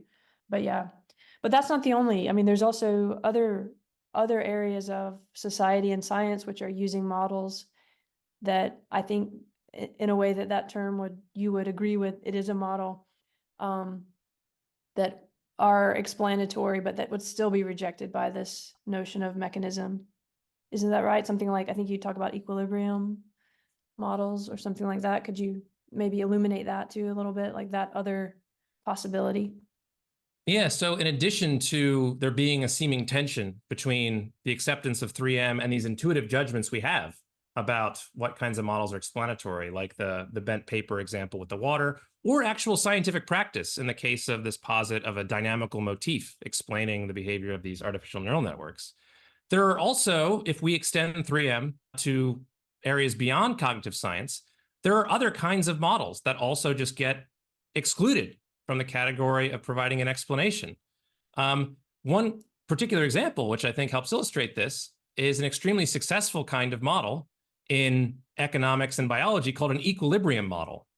And an equilibrium model can be used to try to represent the dynamics or change of, say, a predator and prey relationship over time in a population, why they ebb and flow as they do, or in economics between supply and demand moving as they do relative to each other. There's a fascinating relationship between these various kinds of variables, and they seem to converge on what are called equilibrium points. The systems tend to sort of hone in on particular kinds of areas of the state space over and over again. And these equilibrium models posit equilibrium points, but these kinds of posits seem very similar, if not pretty much the same, as the kinds of posits that you get in dynamical systems theory about attractors and repellers and state spaces and so on.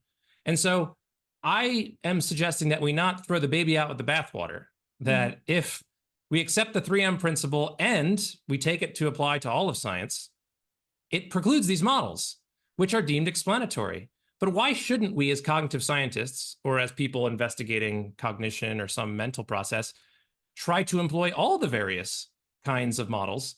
And why should we think that that kind of enterprise in cognitive science is unique in that only mechanistic models are the permitted ones? It seems like special pleading on the part of the mechanists to say, no, it may be the case that in economics and in biology, you can appeal to equilibria points, but not here. Not here. It's not explanatory. Why? It seems like that's an arbitrary demarcation that needs a justification. Yeah, I would agree, especially if we go zoom out to the why are we really doing this and why does it really matter? And yeah, it would seem that we would want something that we would want to be able to get to answers in many different ways, not only one way. And it seems like we already do that, right? I mean, I think you say this, it's the things you've just described are very consistent with what we're doing in science. And already, I mean, they're there. So if they don't fit so well with this very strict mechanistic model, it doesn't seem we even have the choice whether we reject them or not. It just seems we need to maybe open up the discussion about that there could be more than one kind of model. Or do you see it like that? Do you see this as a real choice? Do we have to choose between something like a dynamical model and a traditionally mechanistic? Do you really think that's a choice that has to be made? I think choice arises when it comes to models in different ways. So imagine you're a practicing scientist and you only have so much time and energy on your hand. What kind of model do you want to develop to investigate some phenomena? Mm-hmm. Maybe you want to develop a mechanistic model, or maybe you want to develop a dynamical model. Those would require different kinds of pursuits and different kinds of skills. That's not an objective choice. I mean, you're not saying one is wrong and the other is right. You're saying this one fits better here, which is wonderful. I mean, that's very practical. Yeah. I also think that when it comes to this other issue of do we need to choose a particular kind of model as being genuinely explanatory, perhaps the 3M principle is setting up a false dichotomy. I think maybe it's helpful to import in a recent kind of development in another field that talks about models constantly, which is climate science. So the philosophy of climate science, which has become very important and is very significant, has converged generally on this idea that no particular climate model is by itself just true. Rather, you can't simply just evaluate models, climate models, or in many ways models across the board, just in terms of their truth value. Insofar as the model refers to the surrogate, like a diagram or an equation, it doesn't even really make sense to say that it is true. The surrogate, what is true of the surrogate is that it has a particular kind of relationship to the target in certain degrees and respects. And so the general terminology from Wendy Parker, amongst others, is that we should evaluate models as being adequate for purpose. This adequacy for purpose account of model evaluation. And so an individual model, insofar as our purpose is to simply describe the phenomena, a particular kind of model might be well suited for that purpose.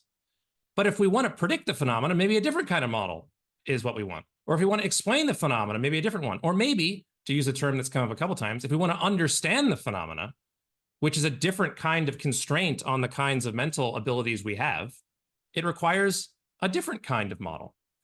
In climate science in particular, the kinds of models that are being developed in terms of software simulations and so on are so complicated. No individual agent like you or me could represent what's going on in there.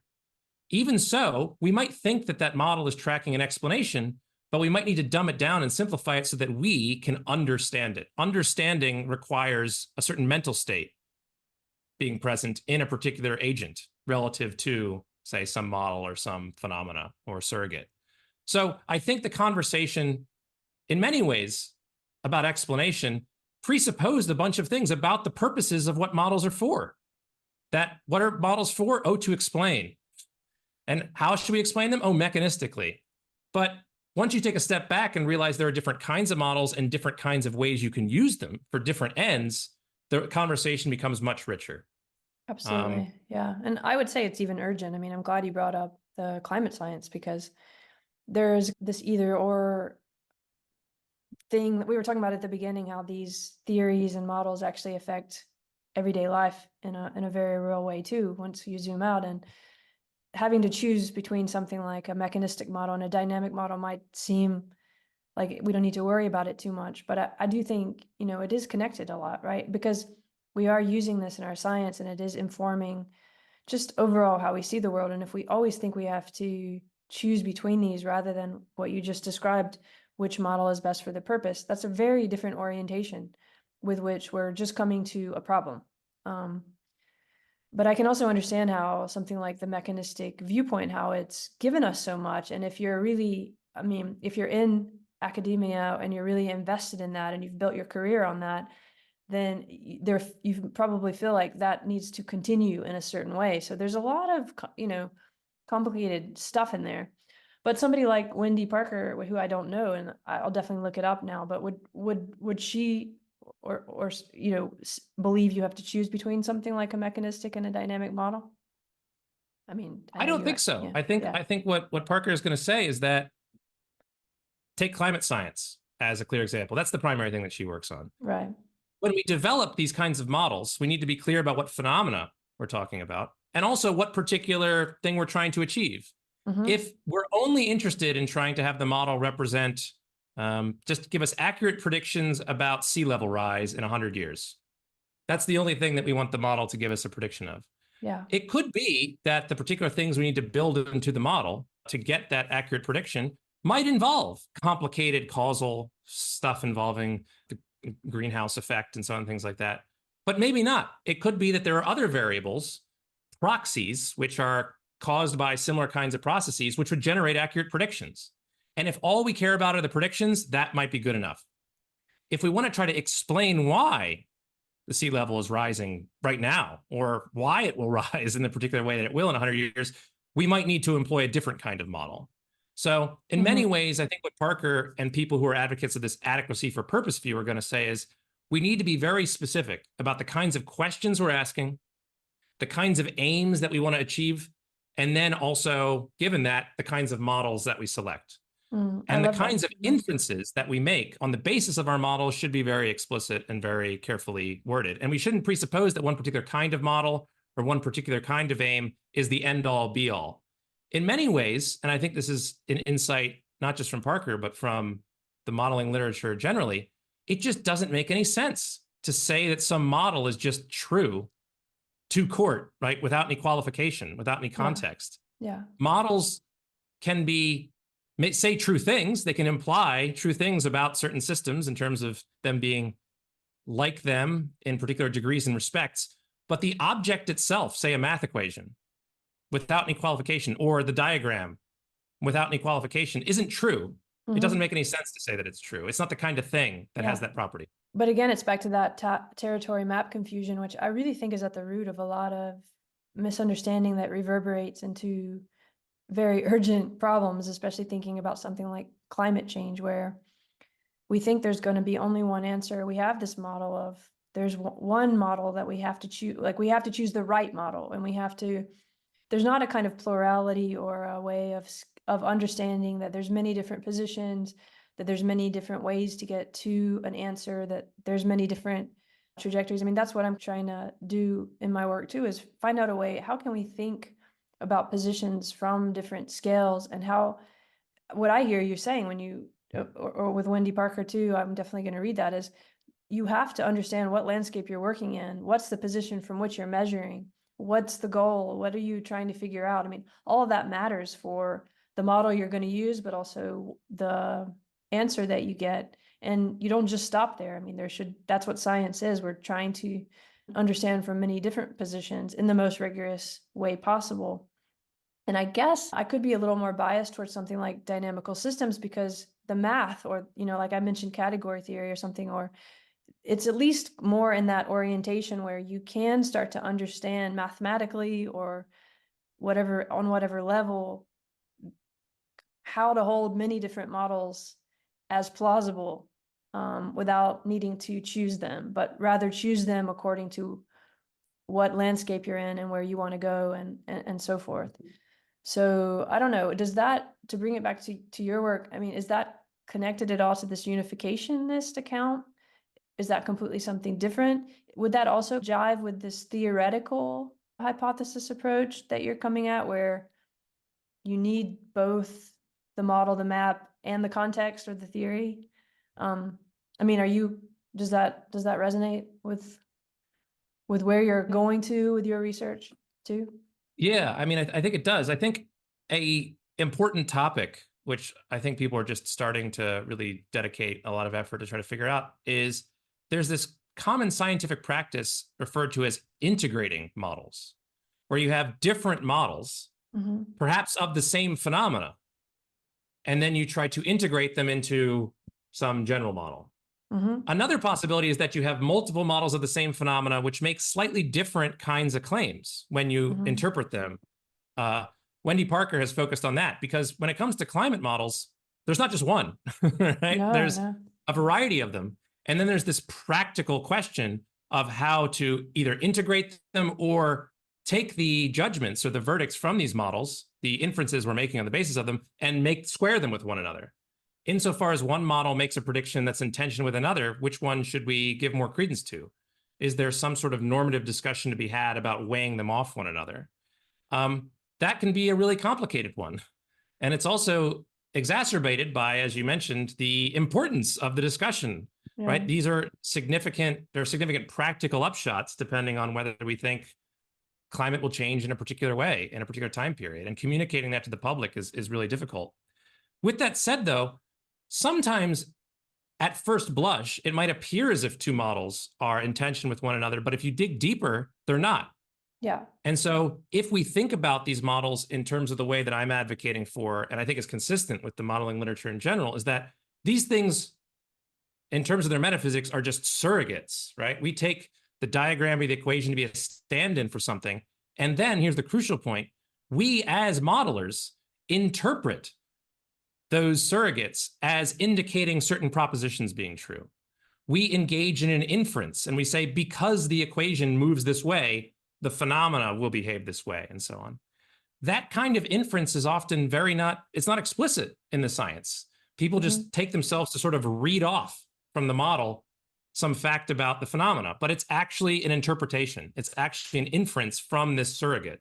And once you realize that, and you make explicit what the surrogate has built into it, it could be that the propositions you get out the other end aren't incompatible. Maybe they're making different kinds of claims about the phenomena and can be integrated in a particular way. Yeah, and there's often, you can find that there are patterns overlapping, but once you have a way of being very clear and specific about what regularities were studied, what went into it, in the way that you were describing with Parker, or really, what's the question, what's the landscape, what are we actually dealing with, instead of everyone just assuming, as we often do, that we're all coming from the same space. And then, of course, a model looks, or the findings from another model might look very much in contrast with ours, because we're taking our landscape as the landscape from which that model was done, which is almost always not the case. So it's more, I think that's where the math becomes helpful, and something like a lot of the math that's associated with something like complexity and dynamical systems, because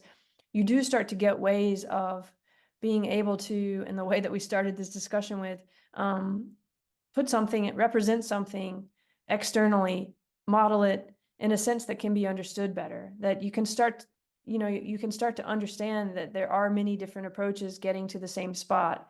That is a very hard thing, I think, for all of us to understand as scientists and philosophers, but also everyday life, right? But it also feels very crucial in a sense if we're going to deal with some of these urgent challenges that we face right now. So yeah, I don't know. I mean, we've been talking now for a couple hours, but I'd like to hear, what your thoughts are on that, and also just this, where are you going? What's you've shown that, I think with your work, you're showing that this criticism of the non-explanatory of the dynamical model by the mechanistic perspective can be challenged clearly. But then what's the step after? Like, how does it all fit together? I don't know if it has to do with this unification account or what, but I wonder like how you're seeing that in your work right now. I feel like it's probably connected to this Parker and everything we're talking about, but maybe we can clarify it a little bit.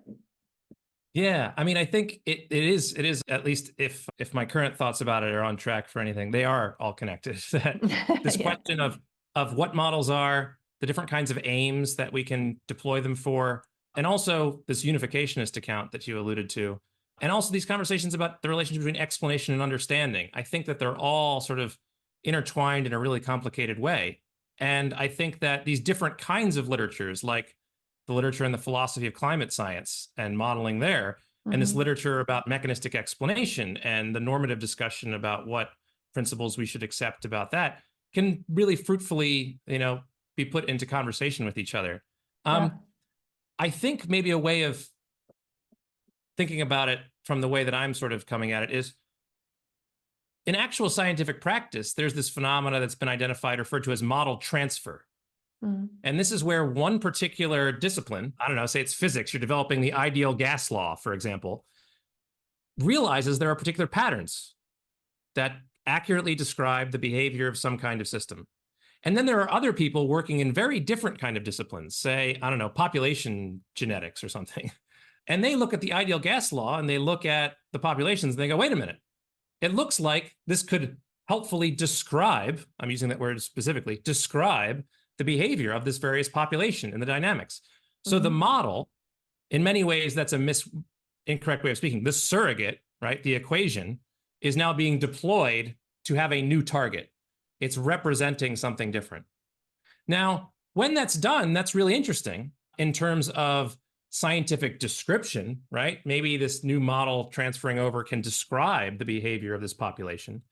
But it seems like there's another deeper question, which is, can it explain? If it explains in the case of the ideal gas law and the behavior of these various gases, does it also explain when it's deployed over here? What needs to be the case for it to be not just a mere description of the population, but accurately tracking some explanation and maybe providing some understanding as well?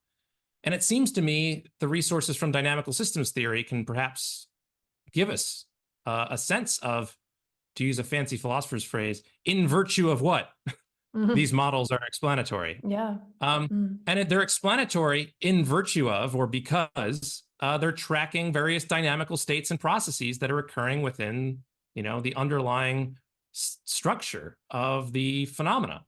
The dynamics of the ideal of the gas and the dynamics of the population might have similar kinds of state spaces, might have similar attraction points and similar trajectories. And if that's true, then identifying that through this active model transfer isn't just merely descriptive. It could be explanatory and might provide genuine understanding.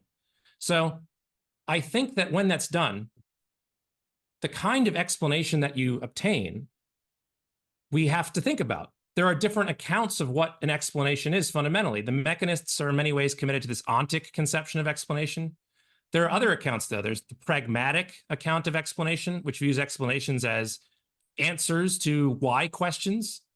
There's also other accounts like the unificationist account from Kitcher, amongst others.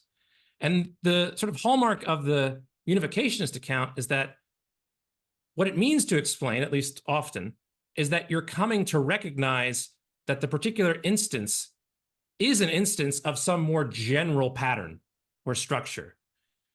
And the way that Kitcher frames it is in terms of argument forms. You come to recognize that a similar argument or a similar principle can be deployed within different contexts to do explanatory work.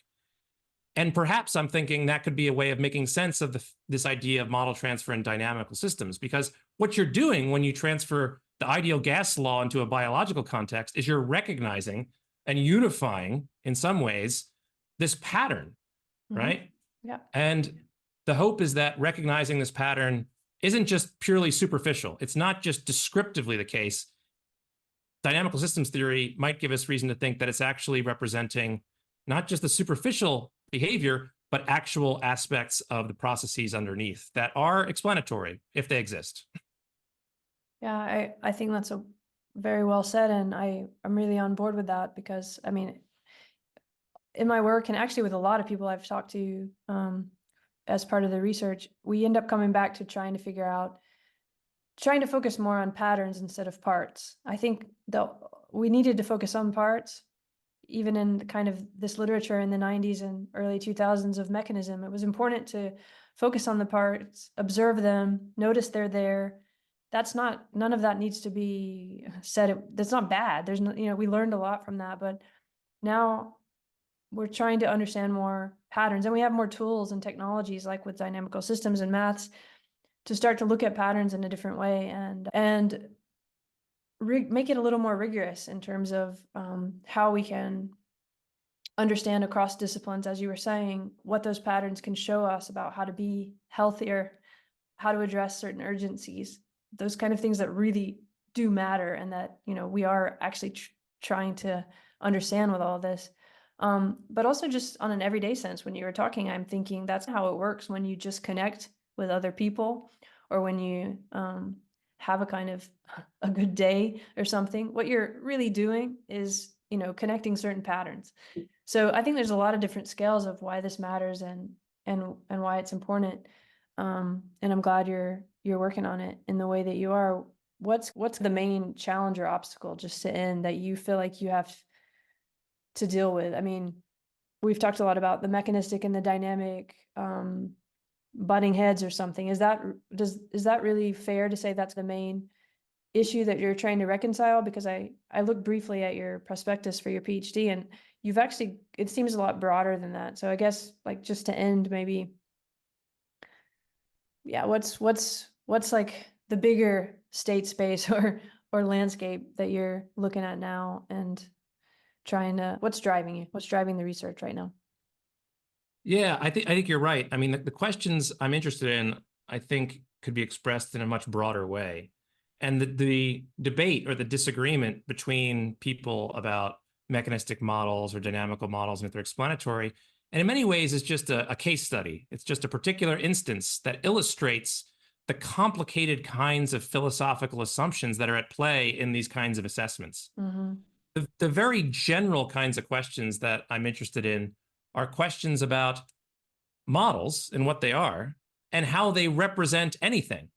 How is that possible? Yeah. And to connect to the beginning of our conversation, how is this notion of representation the same or different, or related to, if it is, other notions of representation, right? You've alluded to the idea of maps throughout this discussion. There's paintings, there's also beliefs and desires and so on. There are arguments. There's all these different things that we think represent other things. Yeah. Is model-based representation its own kind of thing? And does it require some sort of unique kind of analysis, perhaps different from these others? And then relatedly, I want to know what it means for a model to explain something. There's lots of different conceptions of what explanation is. There's the ontic explanation, the pragmatic one, the unificationist, and so on. And fundamentally, I think there's a philosophical kind of urge to try to understand the world. And we think that science is in many ways a good, or maybe even the best way of going about trying to obtain an understanding of the world. models seem fundamental to that. And so trying to figure out what's going on is really essential. There's a whole host of different assumptions that are perhaps at play in this. You alluded to the idea, which I think is really well put, between patterns and parts. I hadn't thought about that before, that maybe really what's lurking in the bottom here, in terms of the disagreement that we've been focusing on, is that the mechanists think that parts can do explanatory work. Yeah. And the patterns that are picked out by these other approaches aren't doing the kind of work that we want it to. But maybe patterns can do explanatory work. And maybe, this is a very speculative philosophical view, maybe parts in many ways fundamentally are just patterns. Yeah, I think down to so. it. I mean, that goes Yeah. back to physics, right? With the particle and wave. And you can study them both ways, and both ways are good. But yeah, choosing between them is not possible, I guess. So I just have to ask, yeah. Go ahead. Go ahead. I was just the big general question that you asked is, what am I sort of struggling with now, or Yeah. what am I sort of looking forward to in terms of this? I hope that I can sort of move this discussion forward in a particular way. And also, hopefully, I think it's very abstract right now, trying to make it more practical. I think contemporary discussions about the importance of AI and normative questions about these machine learning models and the various assumptions that are built into them and how they're deployed, there's good philosophical work to be done there, because people are taking these things up and deploying them for particular purposes that have real consequential, practical upshots in terms of climate science, but also in terms of using these kinds of things to try to assess people's rates of recidivism and then determining sentences for their prison sentences on the basis of the output of a model without any real reflection about what these models are, the various assumptions involved with them, or if they should be performing this kind of role that they're taking them to do. So I hope to sort of move this conversation, not just in the abstract about how we should investigate cognition and so on, but also have a sort of robust, philosophically informed discussion about how models are playing a significant role in our everyday life, and will continue to do so going forward. Wonderful. I think that's very important, because it is one of those things that gets accepted and used even in courts and so on, without actually being well understood. And yeah, part of zooming in and really understanding that is what we need to do to clarify these problems. So I wish you a lot of luck with that. I have 3 just really quick questions. What's the difference between a surrogate and a model? I mean, you don't have to go into a big explanation, but you seem to not use them interchangeably. But I have trouble not seeing them as, I mean, a surrogate is standing in for something, right? Which isn't like a model could be applied to many different things, or I don't know. Maybe you can just clarify that, because it's bothering me a little bit. Yeah, it's a great question. The term model is the thing that is just sort of ubiquitous that people use across the board. And as we said earlier, there's often not really general consensus about what it's supposed to be referring to. The literature on what models are has generally converged on this idea that the defining feature is that models are used with surrogative reasoning. And so surrogates are the things that stand in. Are the surrogates the model, or is the model something more than that? That's controversial. People who program models or develop models will often refer to the equation or the software or the object as the model. But there's a sense in which, if you're speaking precisely and you're literally just referring to the object, then maybe you should say the surrogate. What additional things need to be present for it to be a model? Well, there's different proposals. You alluded to this idea that maybe there needs to be a theoretical hypothesis in addition. So take, for example, a set of styrofoam balls that are arranged in the arrangement of the planets in our solar system, right? Just by itself. Is that a model? Well, it's just a set of physical objects that have certain kinds of relations to the planets in the solar system. That relation obtaining by itself doesn't make it a representation, right? Because the spatial relationship between the various balls and the planets also obtains between the planets and the balls. But we don't say that the planets are a model of the styrofoam balls, so that relationship's symmetric. The representational relationship is asymmetric, right? The thing is a representation of something else. So what does that additional work to make it about something? Ronald Geary has proposed a few years ago that it's a theoretical hypothesis. So it's a proposition that someone asserts. They say that set of styrofoam balls is like those planets in this particular way. And once you conjoin the theoretical hypothesis with the actual referent, the surrogate, then it becomes a model. So a model has two components. It's the thing, the surrogate, but also this suggestion, this proposal, this hypothesis that it has this relation that obtains between it and its target.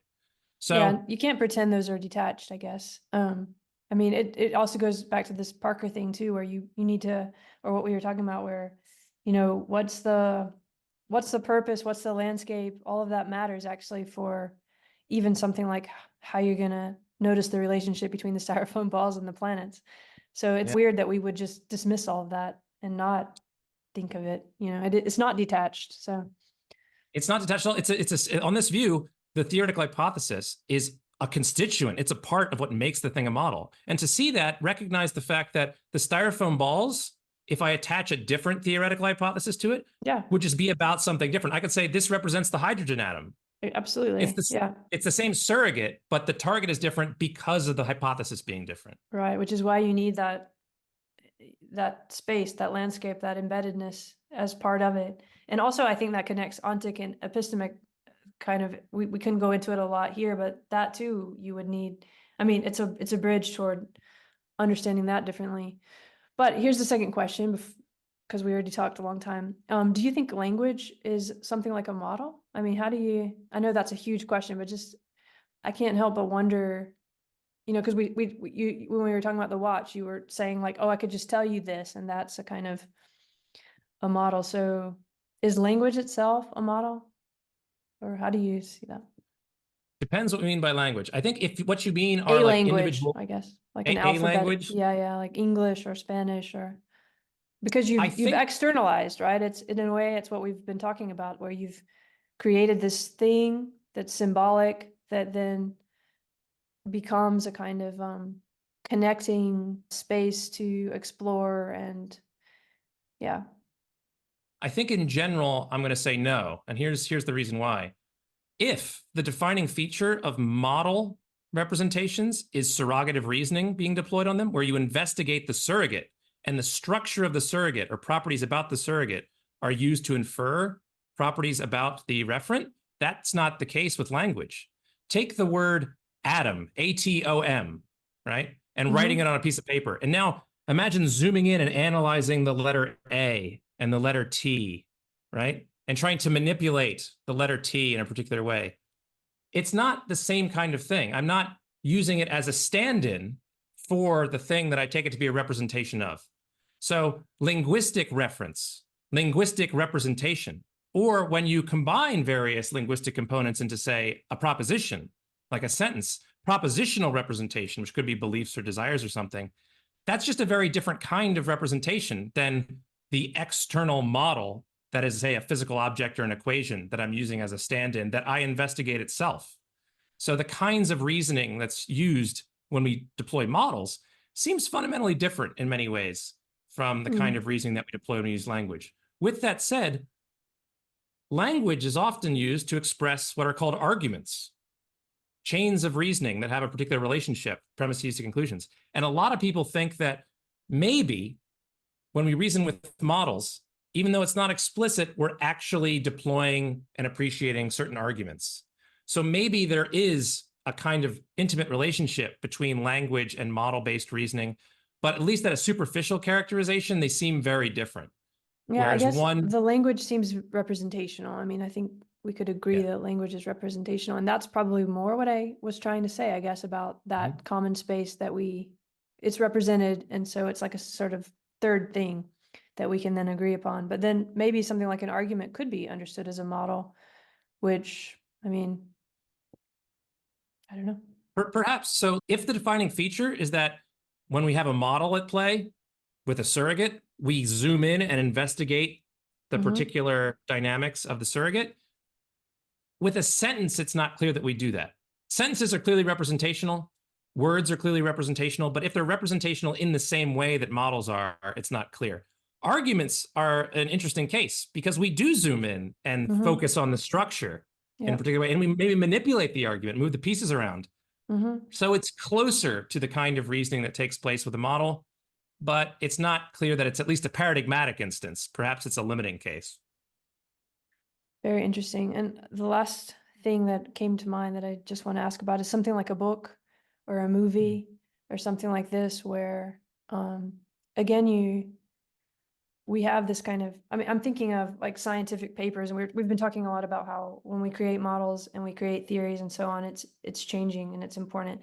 But so too when we create something like a movie or a TV series or a book. And I'm not sure if those connect at all, or if you've thought about that in any way of where's the representational or the modeling going on. It seems like something like a dynamical model would be able to look at something like that in a different way than a mechanistic model, which is what made me think of it. But yeah, it's chaotic what I just said, but I'm just throwing it out there. Have you thought about anything like that? Yeah, it's a really interesting question. So there's lots of different kinds of representations, and trying to evaluate in virtue of what there are representations is really complicated. It's sort of, I think, a really interesting point to note that the modeling literature and the recent development of it often initially emerged out of conversations that came from aesthetics. Because in aesthetics, people were saying, well, what does it mean for something to be a representation? Right? Yeah, what does it mean for the Mona Lisa to be about Mona Lisa? Oh, yeah, definitely. Right? And so there's this really interesting conversation to be had about aesthetic objects that we construct. So imagine the book that you have in mind is a piece of fiction, right? Or imagine the movie is, I don't know, a sequence. I don't know particular views about the metaphysics of movies and what they fundamentally are, if it's the film in the projector or if it's the images projected on the screen or something. But imagine a world where you have those physical objects, but there are no more minds anymore. Something cataclysmic happens and there are no more minds, but there are these physical objects in the world. Are they still about anything? It's not clear, right? They're definitely various objects. They definitely might have certain kinds of relations that obtain between them and things that did or didn't exist at a particular time. But for something to be about something else and to be a representation, there needs to be, it would seem, an extremely important sort of feedback loop between the thing that is recognizing it as a representation or the thing that's asking questions about it that makes it a representation. And so in this debate about models, there's a disagreement between what are called inferentialists and representationalists, where the representationalists think the representations are out there and then we recognize them and we reason with them. Where the inferentialist says, well, what makes something a representation is that there's beings like you or me who are asking certain kinds of questions, and that process makes it a representation. So if we imagine a world with no minds, on the inferentialist view, there are no representations. There are no models. You could have scribblings on pieces of paper, or you could have various diagrams and equations written down, but if no agents are there to recognize it as such and reason with them, they're not about anything. So it's a complicated question, and it cuts to the core of what it means for anything to be about anything else. It's fascinating. And I actually think it could be addressed in a similar way to how we dealt with this dichotomy of mechanistic and dynamic and ended up getting to patterns. I think you could look at something like that dichotomy you just laid out too, in terms of patterns and the Susan Parker view, as what I'm calling it now, even though I've never read her. But in asking these questions of actually what are we measuring and what are we thinking about, and then you always have some agent or observer because that's the space that you're in. So yeah, maybe the patterns instead of parts makes more sense there too, but that would have to be a whole other discussion. For now, I'll just say thank you very much for this, and you've given me a lot to think about, and it's very rich what you're doing, and I wish you a lot of luck with it. I think it's important. Well, thank you very much. Thank you for having me on. I enjoyed the conversation, and it had me think about things in ways that I hadn't previously, so I appreciate it. Well, good. I'm glad. All right, well, have a nice day there in Wisconsin. It's night here, so I got to go have dinner. All right. Have a good night. All right, bye.